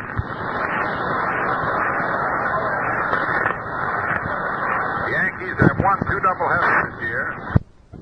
Split, they lost 4. And at the moment, looks as if they're going to make 5 that they've lost. They've looked very listless in the second game. First game, they just looked bad in that 1 inning. 2 pop-ups were dropped and led to a 3-run inning. Outside fastball, and count 1-1.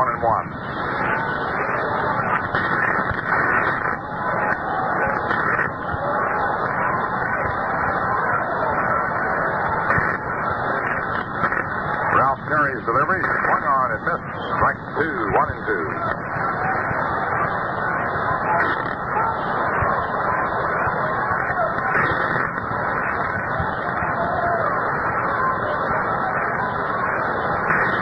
Two strikes. Terry's pitch, fastball, inside the belt, and the count is 2-2.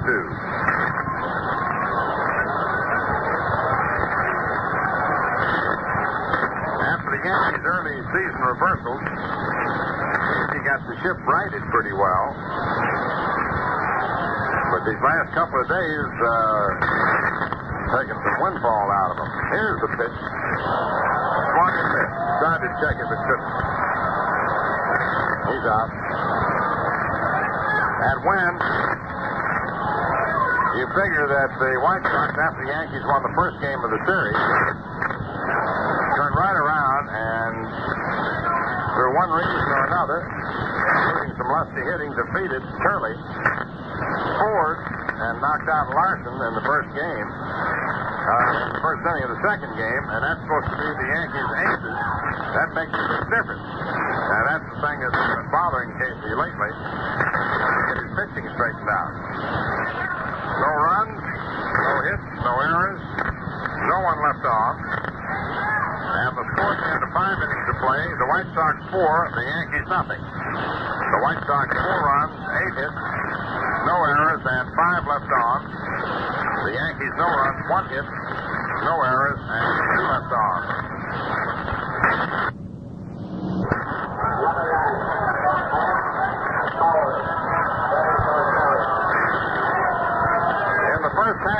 sixth inning.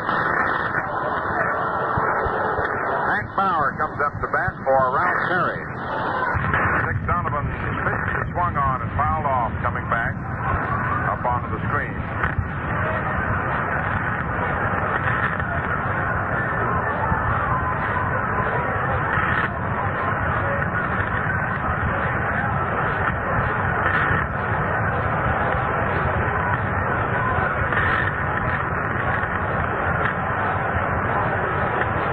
He had 101,604 for this series. 4,321 today, as Bill told you. Donovan pitched to Bauer. It's over the corner for a strike, 0-2.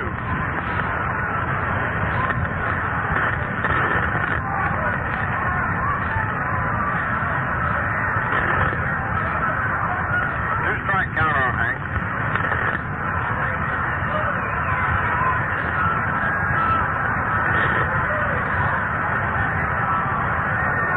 Donovan's next pitch. Swung on, grounded. Aparicio up with it, flips on to first in time. One away. Now Eno Slaughter grounded to second and flied to second.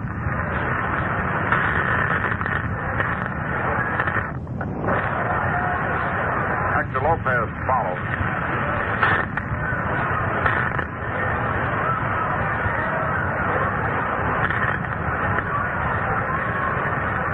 Donovan delivers to Slaughter, and it's in there for a strike.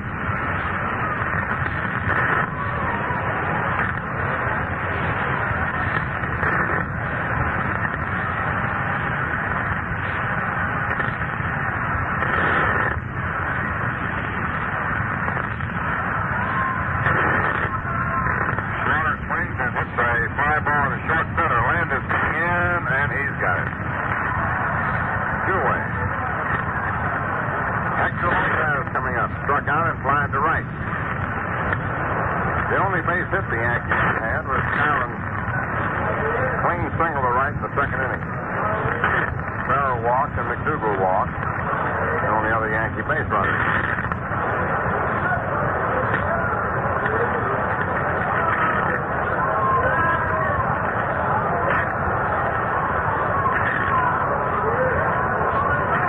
Dick Donovan's pitch. Inside, ball one.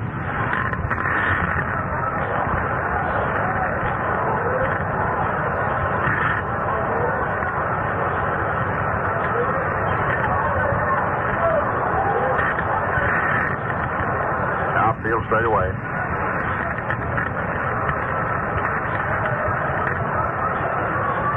As the ground ball hit foul. Rossetti. A 1-1 count.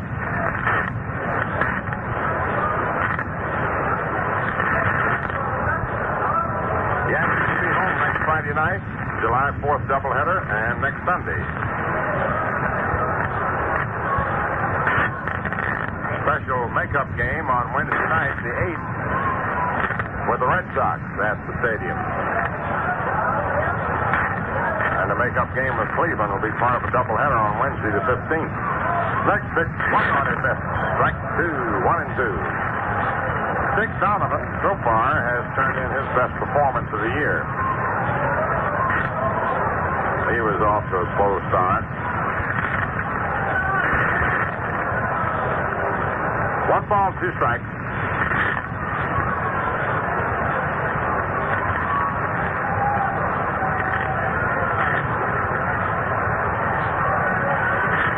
Next pitch, swung on, foul back out of play.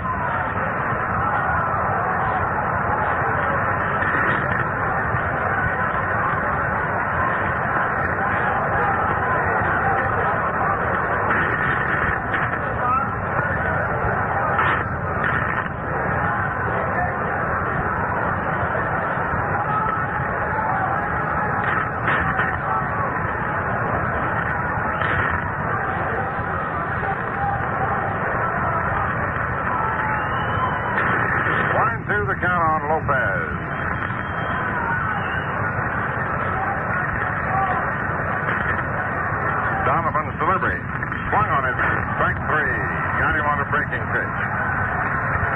No runs, no hits, no errors, no one left on. Down to 5.5 innings. Chicago 4, New York nothing. Well, we go to the marimba. You like the marimba? It is pretty sound. This tune makes the most of it.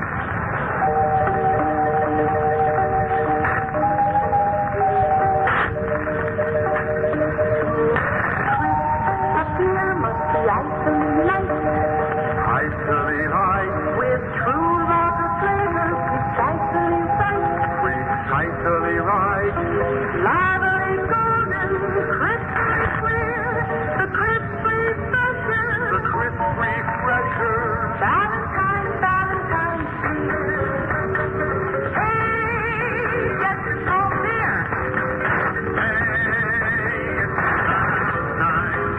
Hey, get your cold beer. Get your ice cold Valentine beer. Valentine beer, the crisp kind of light with true rocket flavor. No wonder it's the largest selling beer in the East.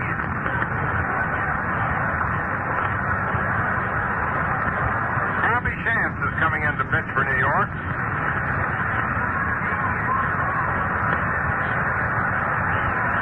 Ralph Terry came on in the third inning. In his 3 innings, he allowed 3 hits and no runs.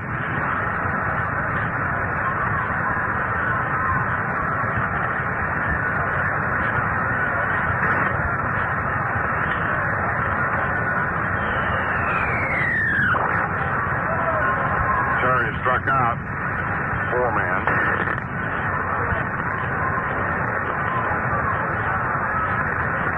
And didn't walk anybody. For those of you who may have just tuned in, after winning the opener 9-2, Young leading forward.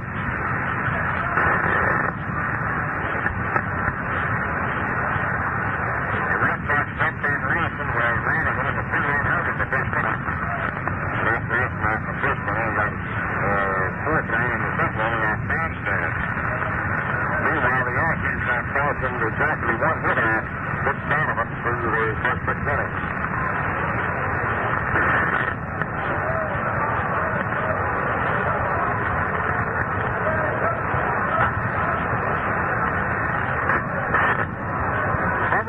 Comes to bat in the last of the 6th.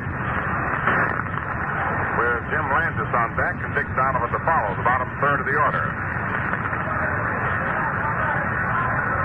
The pitch is outside, ball 1.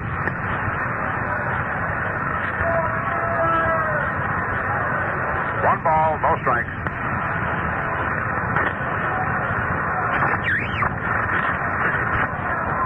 Bobby Chance to the windup. The pitch. High, ball 2. 2 balls, no strikes.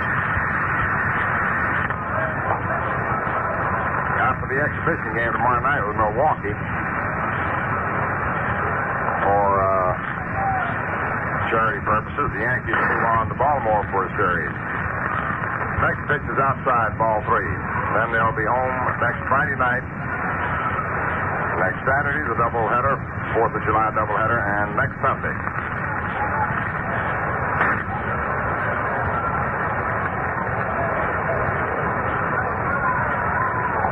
The 2-1 pitch. It's bunted foul to the left of the plate. Strike 2. 2-2.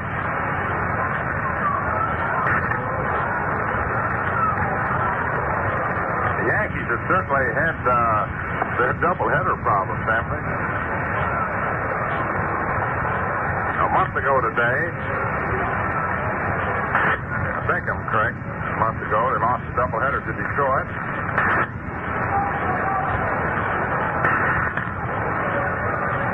No, it wasn't a month ago, it was the 14th.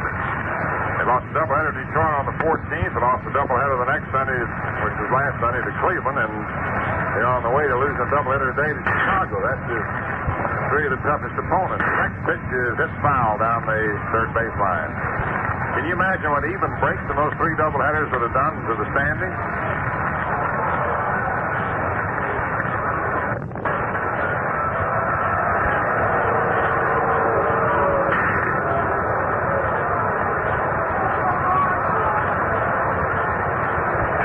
2 strikes on Phillips.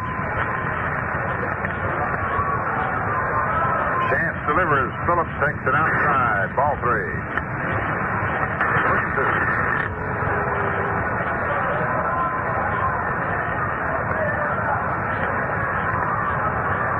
Last year, the Yankees had a lot of trouble in Sunday doubleheaders, too. 3-2 pitch, swung on, a loose foul off first. Garland runs, can't get it.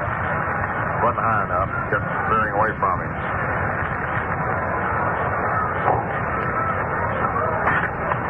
Pete Callison, just as busy as a beaver. Do you see figures in your sleep?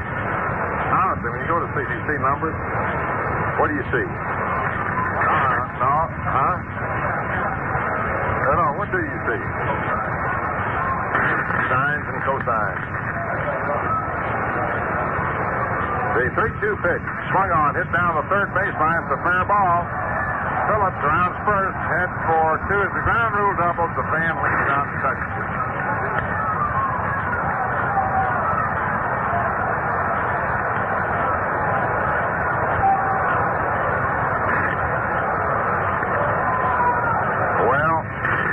It's hard for a fan not to lean over and touch the ball, but you sure can change the course of the game. A ball in play is an American League rule. It must be enforced by the club. Here's Jim Landis. Takes high for a ball. The fellow who leaned over and touched the ball probably kept Phillips from a triple. One of the stadium attendants now has to go over and escort him outside the ballpark. League rule.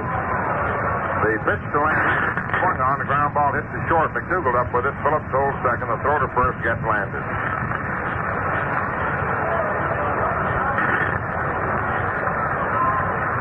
You know, the thing is, here comes Dick Donovan now. It isn't something the ball club delights in. They wish it wasn't necessary, but it's the only way you can keep people from interfering with the progress of a ball game. You change it around, and besides that, fans can get hurt. You lean over, sometimes you fall over the rail and fall on your head. Anything that bounces the other side is a different matter.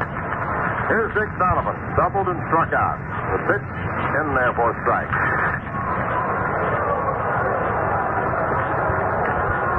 So the guilty party is being escorted from the box seat.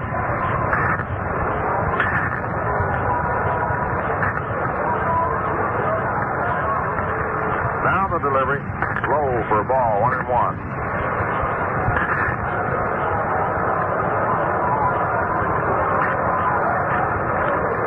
It's any way of knowing which one person would have gotten the ball. The ball club would be glad to give him a brand new one.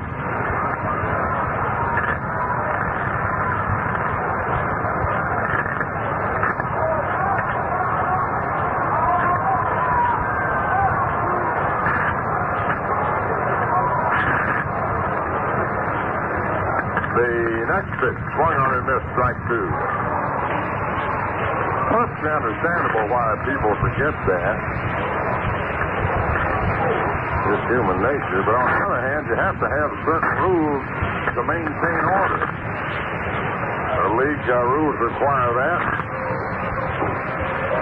1 ball, 2 strikes. Phillips leads off second. The pitch to Donovan, swung on and missed, strike 3.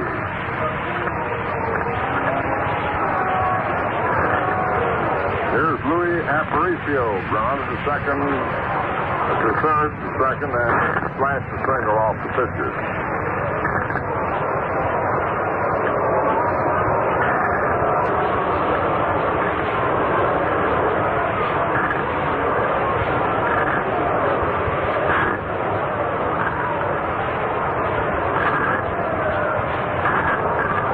Louis, right-hand batter. And the pitch. Swung on, hits the third to Lopez. The throw to first in time, and that retires the side. Peter Tripp plays New York's top 40 best-selling records every day from 5 to 8 on this program. Your hits of the week. This is WMGM New York, 1050 on your dial.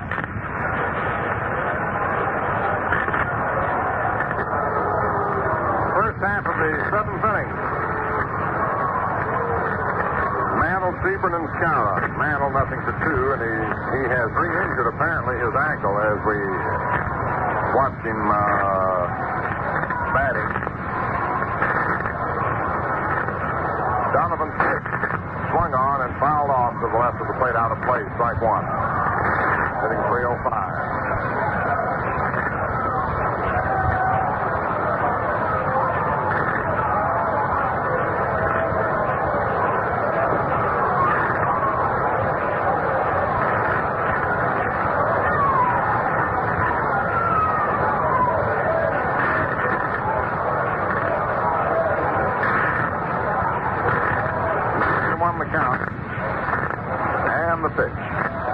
Fastball high, 1-1.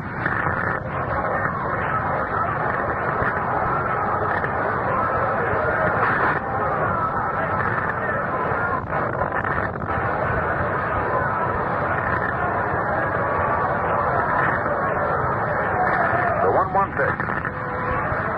Inside, ball 2. Mickey trying to duck away, limps back.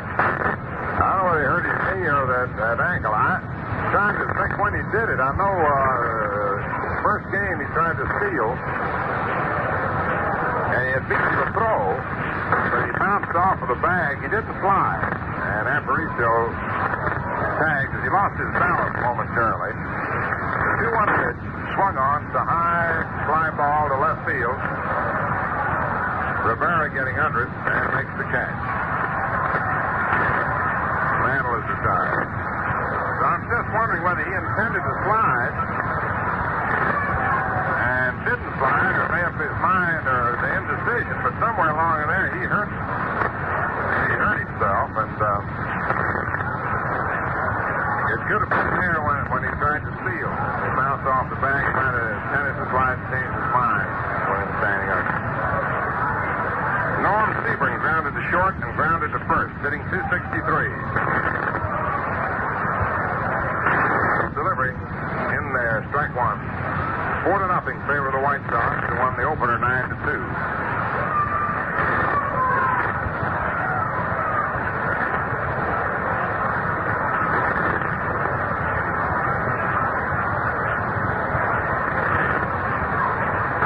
Man, just 3 base runners in this game.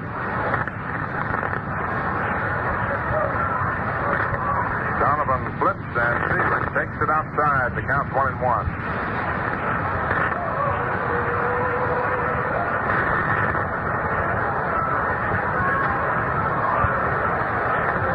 The Yankees are home next Friday night. Doubleheader next Saturday. Next Sunday. Sebring takes it inside. And again, a reminder of the makeup game next Wednesday night. Rather a week from Wednesday night, the night of July 8th, the day after the All-Star game, with Ted Williams and company. And the doubleheader with the Indians on the 15th. There's a great week in there. The Yankees, by the way, have only 9 playing dates in the entire month of July at the stadium. Sebring cracks one to first. Torgey up with it, outruns Sebring to the bag, and there's 2 away. The way the schedule breaks, there's just 9 playing dates in the entire month of July, or 10 rather, with a makeup game with the Red Sox. So some of you who don't have schedules and some who have them just don't look at them, like a lot of us don't do sometimes. So make your plans to be at the stadium next weekend, and then there's one great week coming up. Right now, the Moose takes the strike. Friday night, July 4th and July 5th, the Yankees are home with the Major League's leading home run hitter, Killebrew, and Allison and Lemon up there among the first 6, and Seaver's back in action. They'll be there all next weekend. The happy home run hitters. Swing and a miss by Skowron. Or the home run happy hitters, I should say, but it's that way. But the makeup game of the Red Sox tonight at the 8th. But there's the big week I'm talking about. Starting Tuesday night the 14th, a split Eastern trip. From Tuesday night the 14th through Sunday the 19th, the Indians and the White Sox. Next pitch to the Moose. Swung on and popped up into the air. Aparicio moves in at the mound, and he has it. And the side is retired. No runs, no hits, no errors, no one left on. The end of 6.5 innings. The White Sox 4, the Yankees nothing. 7 innings. I tell you can't beat this great game of baseball for thrills. And you know something else? There are millions of folks who agree on a great beer, too. They're the folks who've made Ballantine the largest selling beer in the East.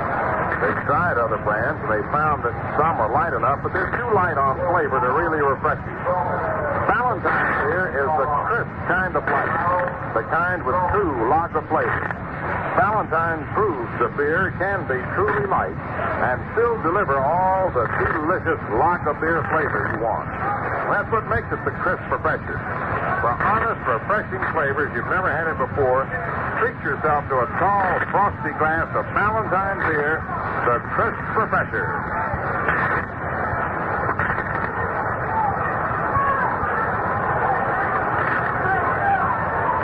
In the last half of the 7th inning, Nelson Fox, Earl Torgerson, and Harry Simpson will be the first 3 men up. In the first inning, for those who just tuned in, Fox doubled, Torgerson walked, and with 2 outs, Lawler hit a 3-run homer. And after Rivera's single, Larson went out, Bromstad came in, got side out. And in the 3rd inning, gave up a double to Lawler. He went to 3rd on in the 2nd inning, gave up a double to Donovan, who moved up to 2 bases. Moved to 3rd on infield out, scored on Fox's sacrifice fly. The Yankees had just 1 hit. Nelson Fox, who doubled to right, hit a sacrifice fly to right, single to left, takes the pitch for a ball, is hitting .326. The delivery curve is in there for a strike. He has an average of getting on base against the Yankees, which does not include errors, of .516. This is base hits and walks and hit batsmen. So over half the time he's been on base against New York. So he's real big against the Yankees. He's good against anybody. Robert Chance delivers, swung on, fouled off, out of play, back to 3rd.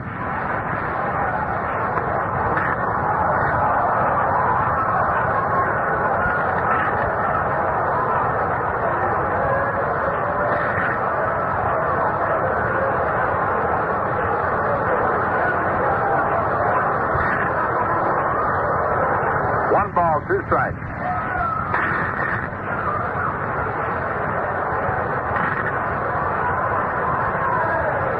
The pitch. Swung on, ground ball hits second. Bobby Richardson up with it, flipped on to Scowen, and Fox is retired.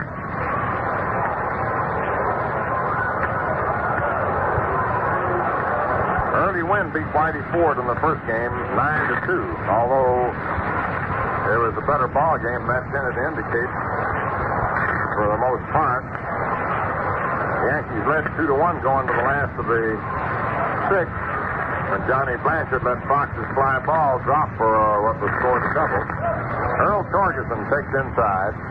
So Whitey Ford went to work with a runner on second and nobody out. Lawler hit a 2-run homer. And Batty hit a 2-run homer in the inning. And the White Sox were off and running, and they got 4 more the next inning off Jim Coke. Torgate takes the curveball in there. Strike 1.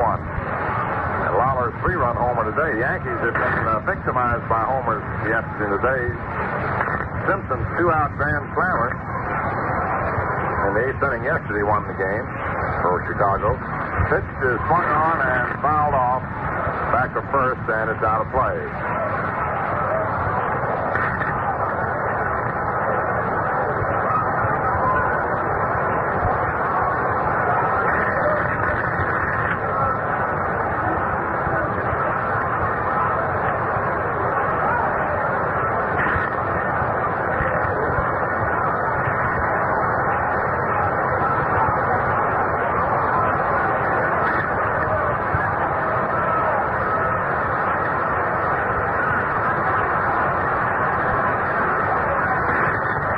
2 pitch.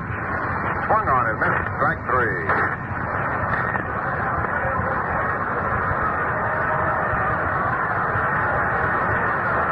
Earl Torgerson strikes out. Now here's Harry Simpson. Struck out twice and grounded to second, hitting .239.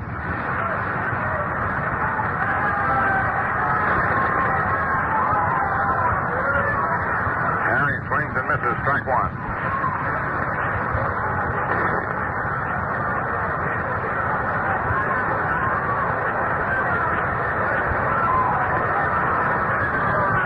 Chance's pitch in there. Strike 2. Nothing in 2. Bobby's looked pretty good lately. And the next delivery. Swung on, looped on into left field. Norm Seaburn moving under it. The catch. Sides retired. No runs, no hits, no errors, no one left on. At the end of 7 innings, Chicago 4 runs, 9 hits, no errors, and 6 left on. And the Yankees, no runs, 1 hit, no errors, and 2 left on. How about trying some Ballantine right now? The crisp kind of light with 2 lager flavors. Ballantine beer, the crisp refresher.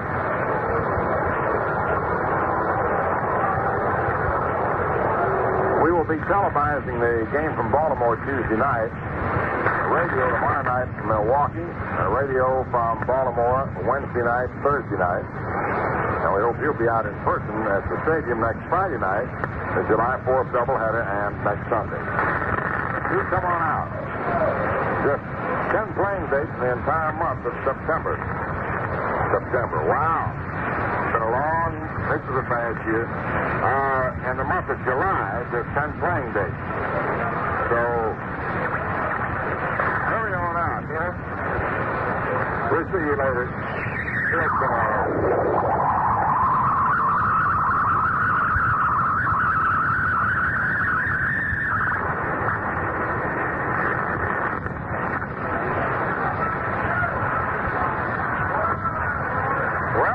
Only have 2 innings to do it. Yogi Berra will be leading off. Yogi walked and struck out. 0 for 1 in this second game.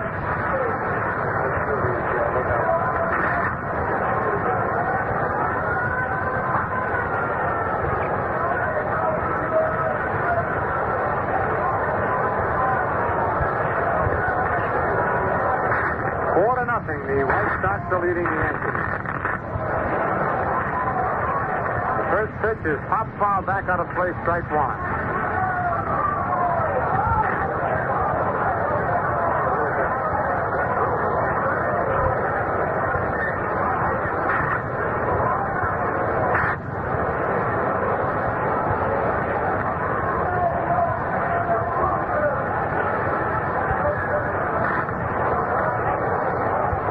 Strike pitch is hit deep to right field, way back there. Simpson digging. It's a home run for Yogi Berra into the right field seat. The Yankees' first run here in the second game. That's only the second hit off Donovan. And it's now a 4-1 ball game as Yogi lines a homer just inside the foul pole down the right field line. For Yogi, his 8th home of the year, is 27th RBI. So the Yankees finally break the ice against Donovan. Here's Gil McDougall, who hit into a double play and walked. Gil batting .258.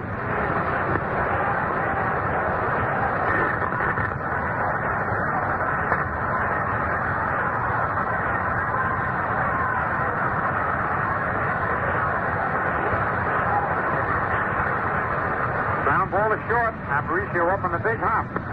Over to Torgerson, 1 away.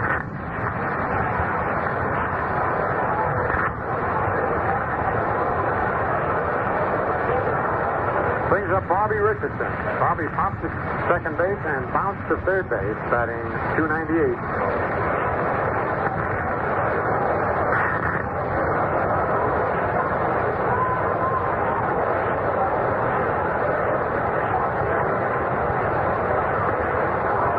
And call. At the plate, Richardson wants to get set. And And the Yankees are calling Johnny Blanchard in from the bullpen. And it looks like Blanchard will be batting for Bobby Shand. Johnny Blanchard is coming in from the bullpen. All right, he's in the Yankee dugout now. Richardson steps back in the batter's box. One out, nobody on. One run in. Yogi's homer. It's a 4-1 ball game in favor of the White Sox. Sox won the first game 9-2. Pitch to Richardson is a curve over, strike one call.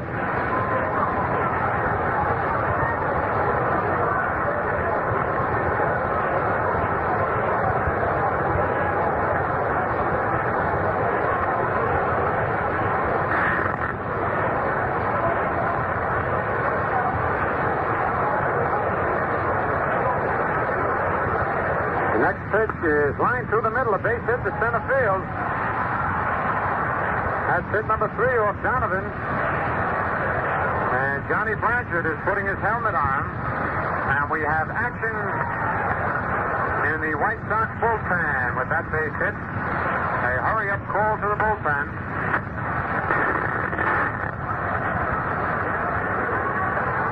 Gary Staley is up.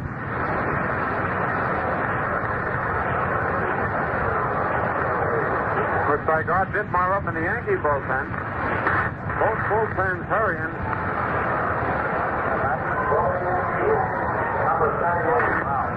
Kirk Long and Gary Staley up for the White Sox. Art Dittmar up for the Yankees in the bullpen. And here's Johnny Blanchard batting for Bobby Shand. Here's the stretch. The pitch to Blanchard is a curve low, ball 1.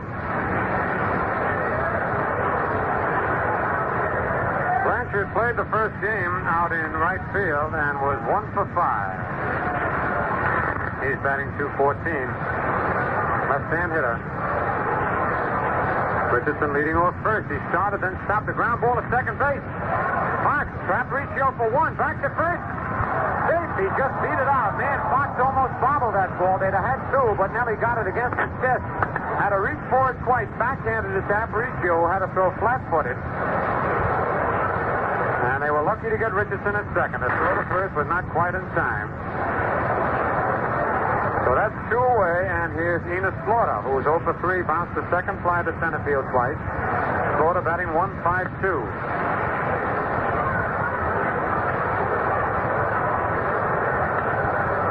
Richardson wanted to go that time, and had he gone, he'd have beaten the throw to second. The Yankees would have had a rally going. 2 out. Blanchard at first. Slaughter swing. No, he checked it. Ball 1. He started a swing, checked it. Ball 1.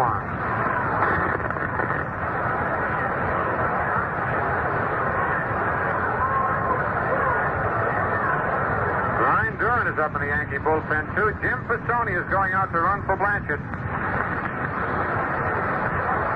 Jim Pisoni put in a run for Johnny Blanchard. Running for Blanchard. 1 ball on Enos Slaughter with 2 outs. Pisoni running for Blanchard at first. Here's the stretch by Donovan. Pitch is popped in the air to straightaway center field. Landers, plenty of room to roam. Coming in under it. Makes the catch for out number 3. So for the Yankees in the top of the 8th, they get 1 run anyway on Berra's homer. 2 base hits. No White Sox errors, 1 man left. Score at the end of 7.5 innings of play. The White Sox 4 and the Yankees 1. Smooth and stylish. That's Tommy Edwards of MGM Records. Now let's listen to him. Secrets of beer must be isolated right. With true lager flavor, the isolated right. Lively golden, crystalline clear, the crisp refresher. Valentine, dear. Hey, get the cold beer. Hey, get the Valentine. Hey, get the cold, cold beer. Get your ice cold Valentine beer.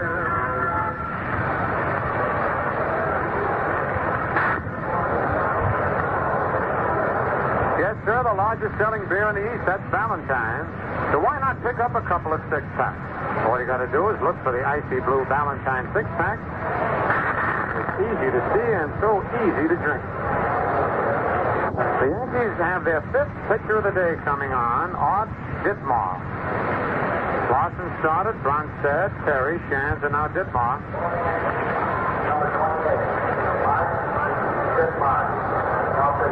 Ditmar is making his 19th appearance of the year. He's won 6 and lost 5.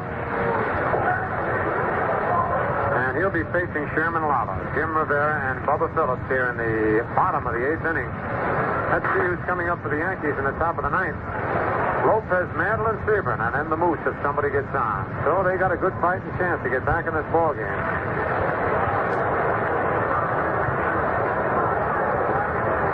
Only one other game going on right now. St. Louis and Cincinnati playing their second game, and the Cards are leading that 9-0. All the other games are over. The Indians, who lead the league, took 2 today from the Red Sox. So the White Sox have to win 2 to stay even, and if the Yankees drop this one, they'll lose 2 full games to the Indians and be 4 full games behind them.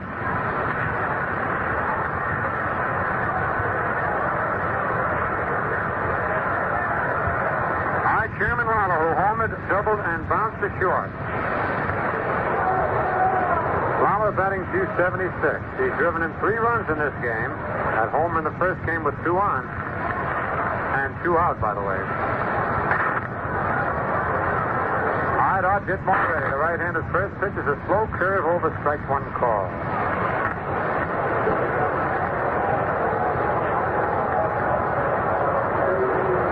Ditmar set. Another slow curve. This one high. 1-1 to count.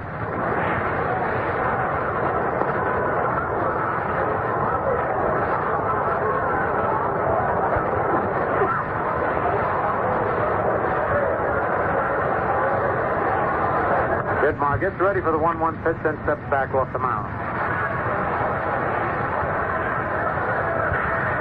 Now he's ready. Curve is outside, ball 2, 2-1.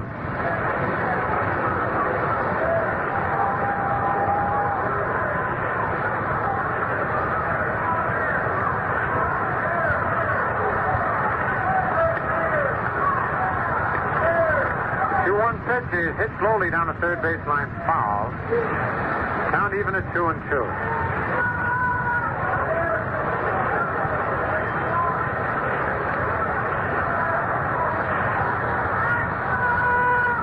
balls, 2 strikes, nobody out. Nobody on. Look at the bottom of the 8th. Big Sox leading 3-1. We got Story and Ron Sanderson up. Up as a ground ball, backhanded by McDougal. The long throw to first in time to get Lala. A nice play by Gill, who took a base hit away from Sherman Lala.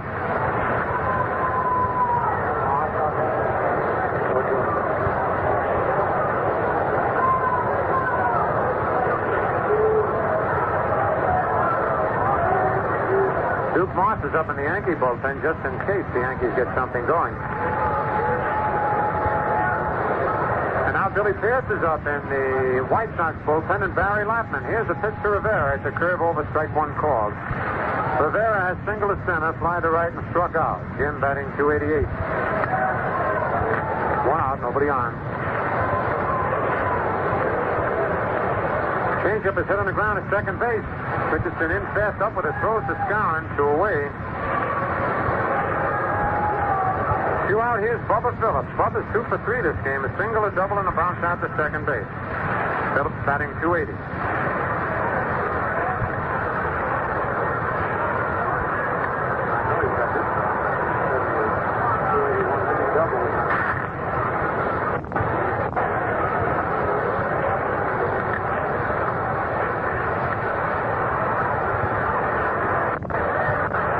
Here's the pitch to Phillips. The curve is low. Ball 1. Bubba Phillips batting .283.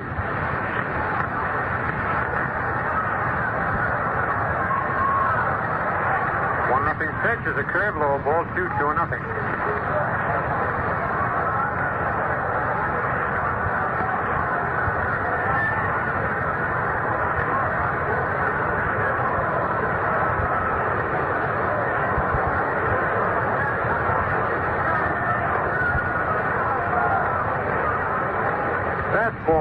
Ball 3.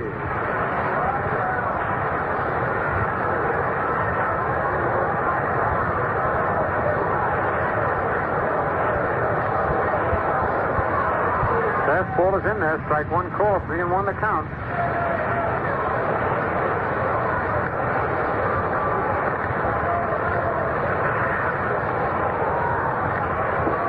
Ball 4. He lost him. Whitmore walked. Bubba Phillips with 2 out here in the bottom of the 8th, and the White Sox leading 4-1. Here's Jim Landis, who flied to center, bounced to the box, and bounced to short. Landis batting .238. The Reds came up with 8 runs in the 8th inning. How do you like that? It's a 9-8 game. The Cardinals were leading 9-0 going into the 8th, and Cincinnati scored 8. Curve over, strike one call.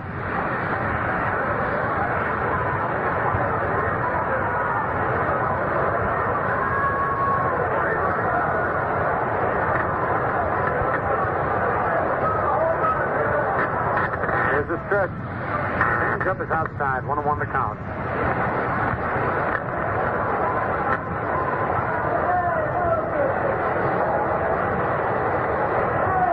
Darwin holding first against Bubba Phillips.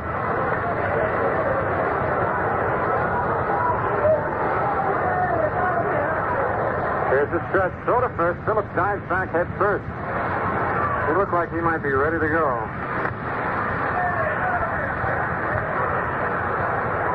Whitmore stretches.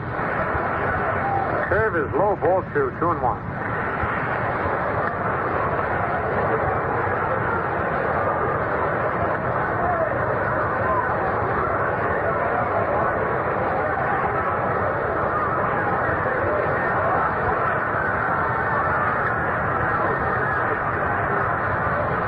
Here's the stretch. Curve is foul back. Strike 2, 2-2.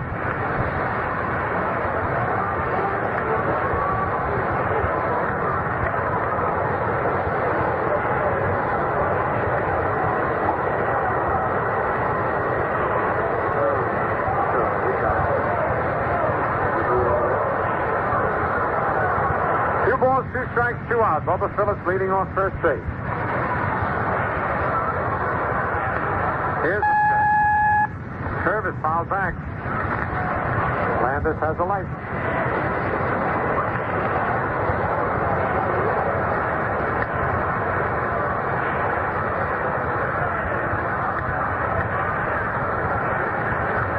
Two balls, 2 strikes, 2 out.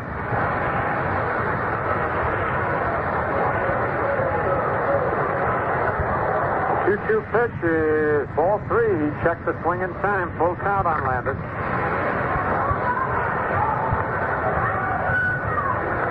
So Phillips will be off with the pitch on a 3-2 count with 2 outs. White Sox lead 4-1 here in the bottom of the 8th.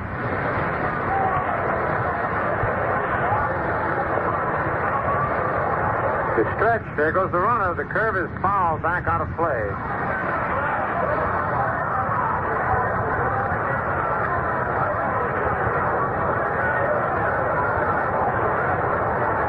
Three balls, 2 strikes, and 2 outs. The pitch is popped foul. Yogi's coming back under it and makes the catch for out number 3.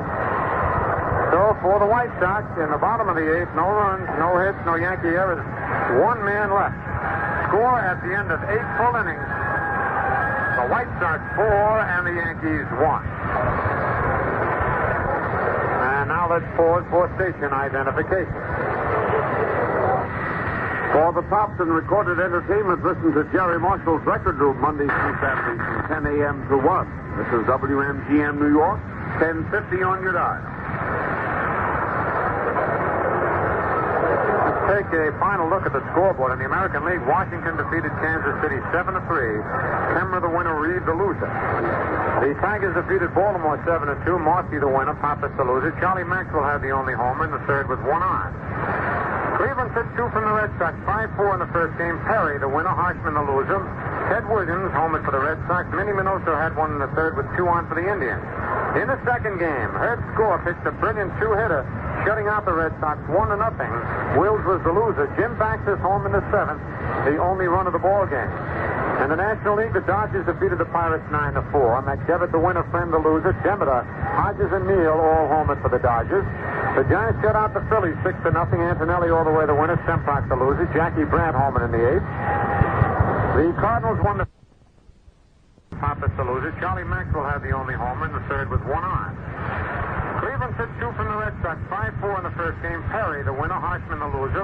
Ted Williams homered for the Red Sox. Minnie Minoso had one in the third with two on for the Indians. In the second game, Herb Score pitched a brilliant two-hitter, shutting out the Red Sox 1-0. Wills was the loser. Jim Banks is home in the seventh, the only run of the ball game.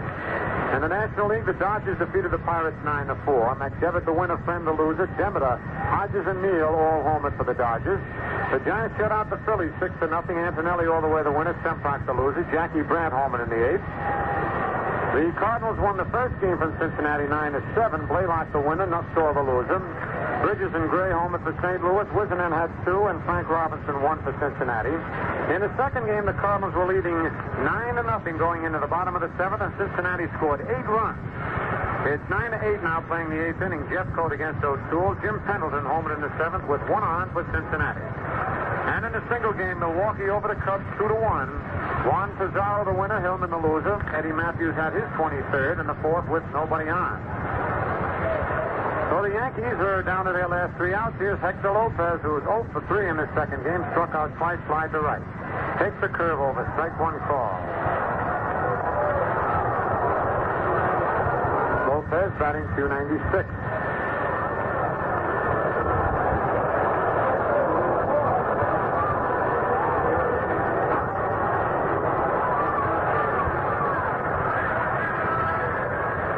On deck, Mickey Mantle. Donovan's next pitch is a curve, a little bit low, ball 1-1.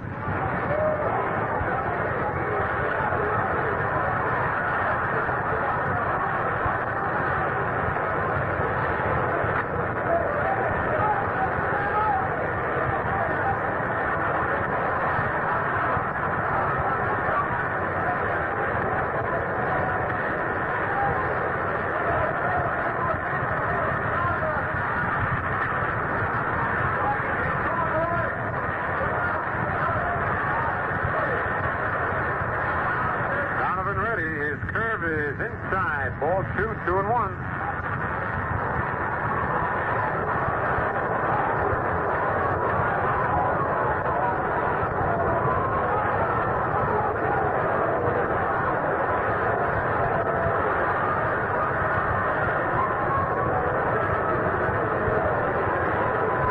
The 2-1 pitch is a ground ball to third. Phillips up on one hop. A long throw across the diamond, one away.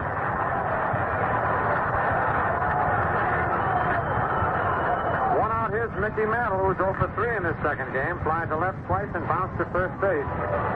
Mantle batting .304. Mickey was not picked on the first All-Star team. He made the second All-Star team. The only Yankee to be picked was Bill Skowron.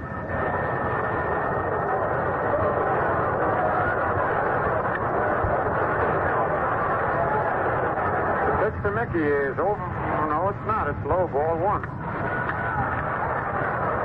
Although Lawler and Donovan seem to think it was a strike.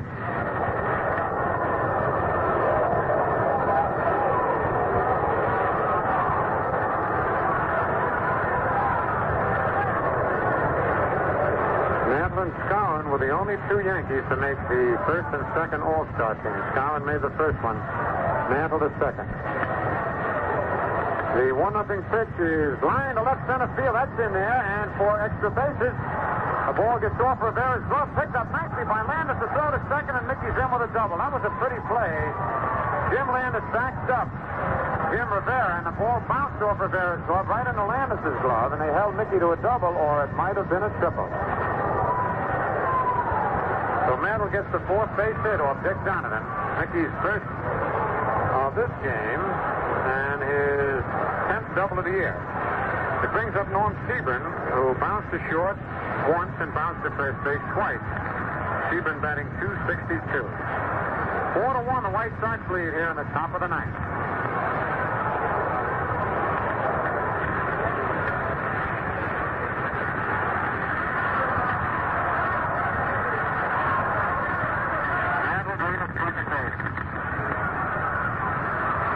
Sebring is inside ball one.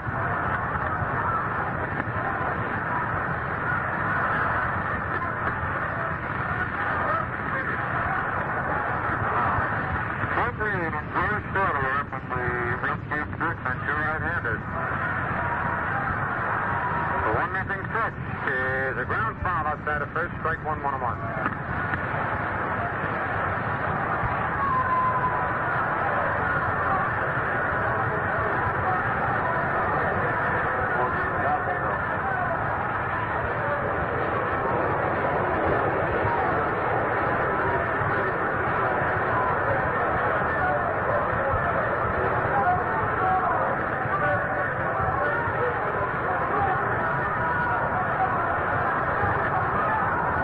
The pitch is in there, strike two.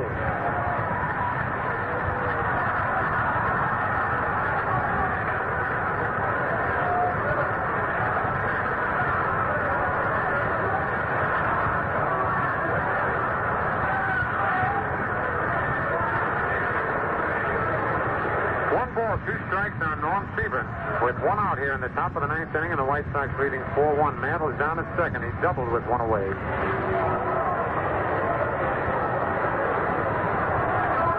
Pitch is fouled back in the upper deck.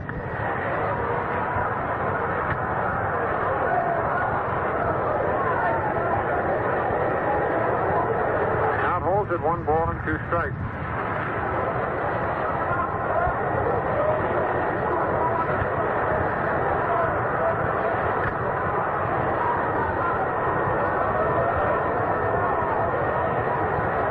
Donovan with a new baseball ready out on the mound.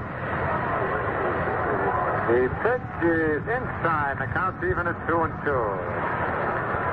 Donovan trying to keep another runner off base because that would bring the tying run to the plate. And he's got Skowron and Berra to follow Sebring. So he's not out of the woods yet.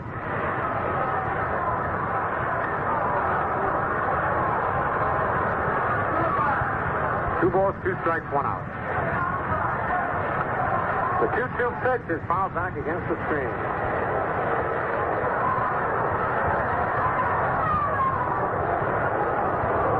Nobody's leaving their seat.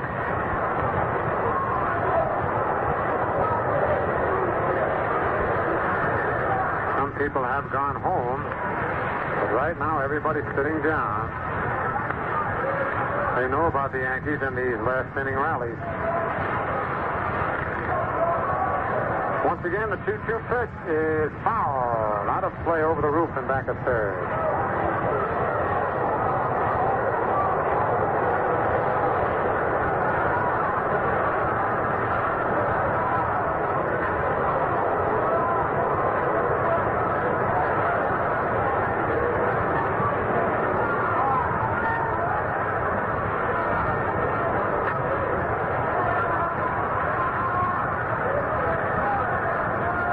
Two strikes, 1 out.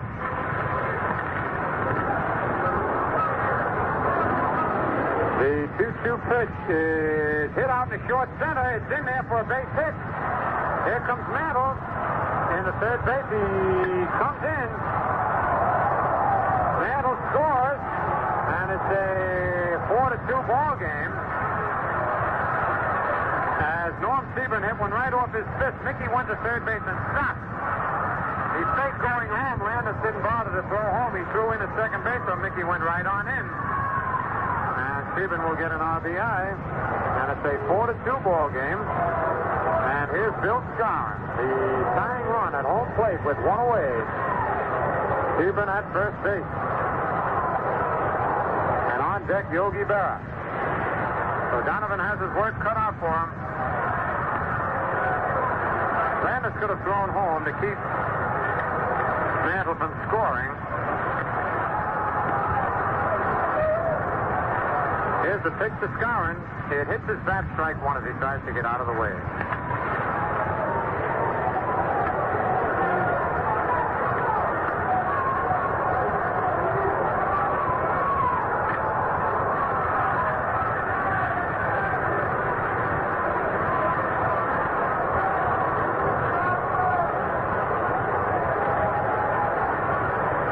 Donovan stretches.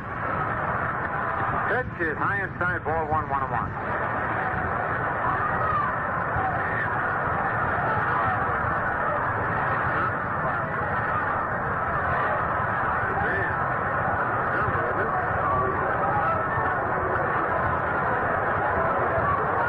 One ball, one strike.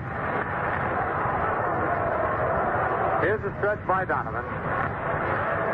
Inside ball, 2-1.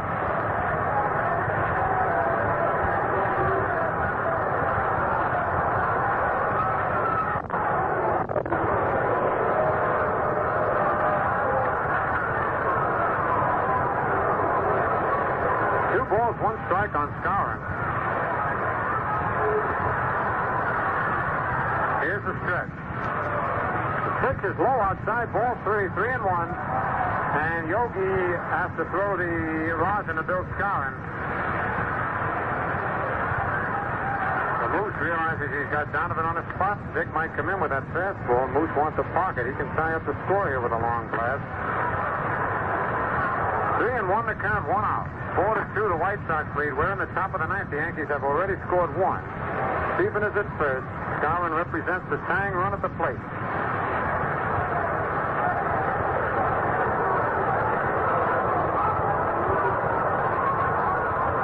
Donovan stretches.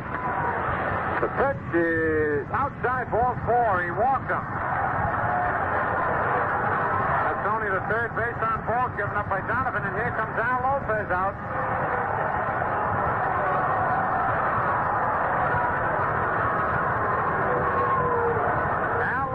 Is coming out, and while he's walking out to the mound, we'll pause for station identification. Ted and the Redheads keep you entertained with chatter, music, news, and weather every morning from 6 to 10 on the Ted Brown Show. This is WMGM New York, 1050 on your dial.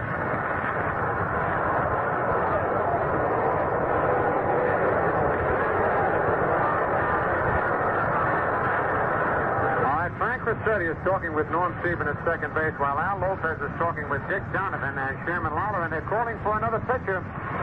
Donovan is leaving. He's pitched himself quite a ball game. Had a one-hitter for 7 innings. Gave up a homer to Yogi and a single to Richardson. And then in the 9th inning here, he gave up a double to Mantle, a single to Sebring, a walk to Skowron. He's out of the ball game. He's pitched a total of 8 1/3 innings. He's allowed just 5 base hits, walked 3, struck out 3, has allowed 2 runs so far. Sebring and Skowron are Donovan's responsibility. Donovan cannot be the losing pitcher, as he has only put on 2 men who, if they do score, would tie the game. But he could very well be the winning pitcher. Kirk Lown is coming on to take over. And Lown will be pitching to Berra and McDougal. And Yogi is 1 for 2. He walked, struck out, and homered.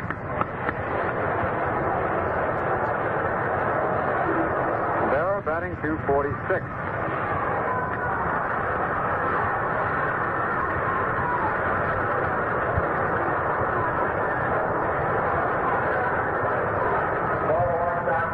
Lown is making his 28th appearance of the year. He's been in more games than anyone except Jerry Staley, who has been in 30. Lown has won 3 and lost 2. Has a pretty good earned run average of 3.71. He's third on the White Sox staff. Staley leads with 1.92, followed by Buck Shore, 3.06, and then Lown. So the right-hander has his work cut out for him.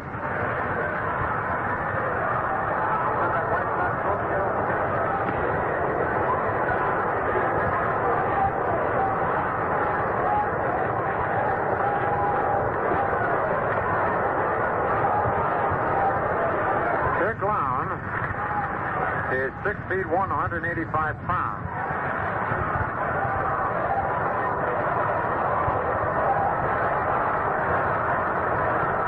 From Pueblo, Colorado. All right, Yogi steps into the batter's box. 4-2, the White Sox lead the Yankees. We're in the top of the ninth. One man's out. Stephen at second, Skowron at first. White Sox won the first game 9-2. Here's Lown into his stretch position. The pitch to Yogi is foul back, strike one. And Yogi wasn't waiting for anything. He went after that first pitch.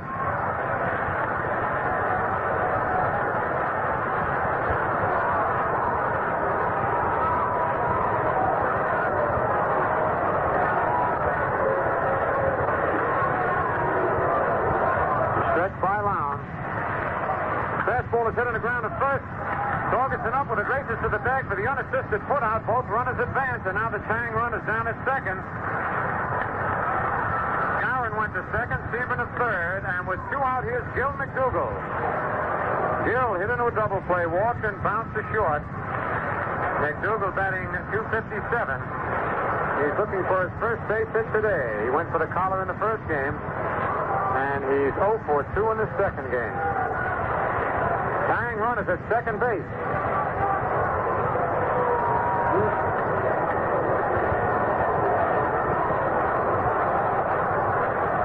Two men are out. White Sox 4, Yankees 2. Third round can hit from his wind-up position now with runners at second and third. Here's the wind-up. The pitch is low outside, ball one.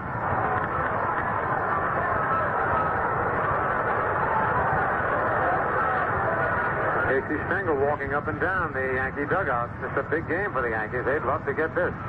Here's the windup. The pitch is just outside, ball two. 2-0. The Indians have already won 2 games. And they'll pick up at least 1 full game on the Yankees. Even if they split, the Yankees lose, they'll be 4 full games behind the Indians. Here's the windup. The pitch is strike one as Gil went after the changeup curve and didn't get it. 2-1 the count. Brian Duran is up in the Yankee bullpen. Should the Yankees tie it up, the big fireballer will come in. Jerry Staley is up in the White Sox bullpen. 2 balls, 1 strike on McDougall.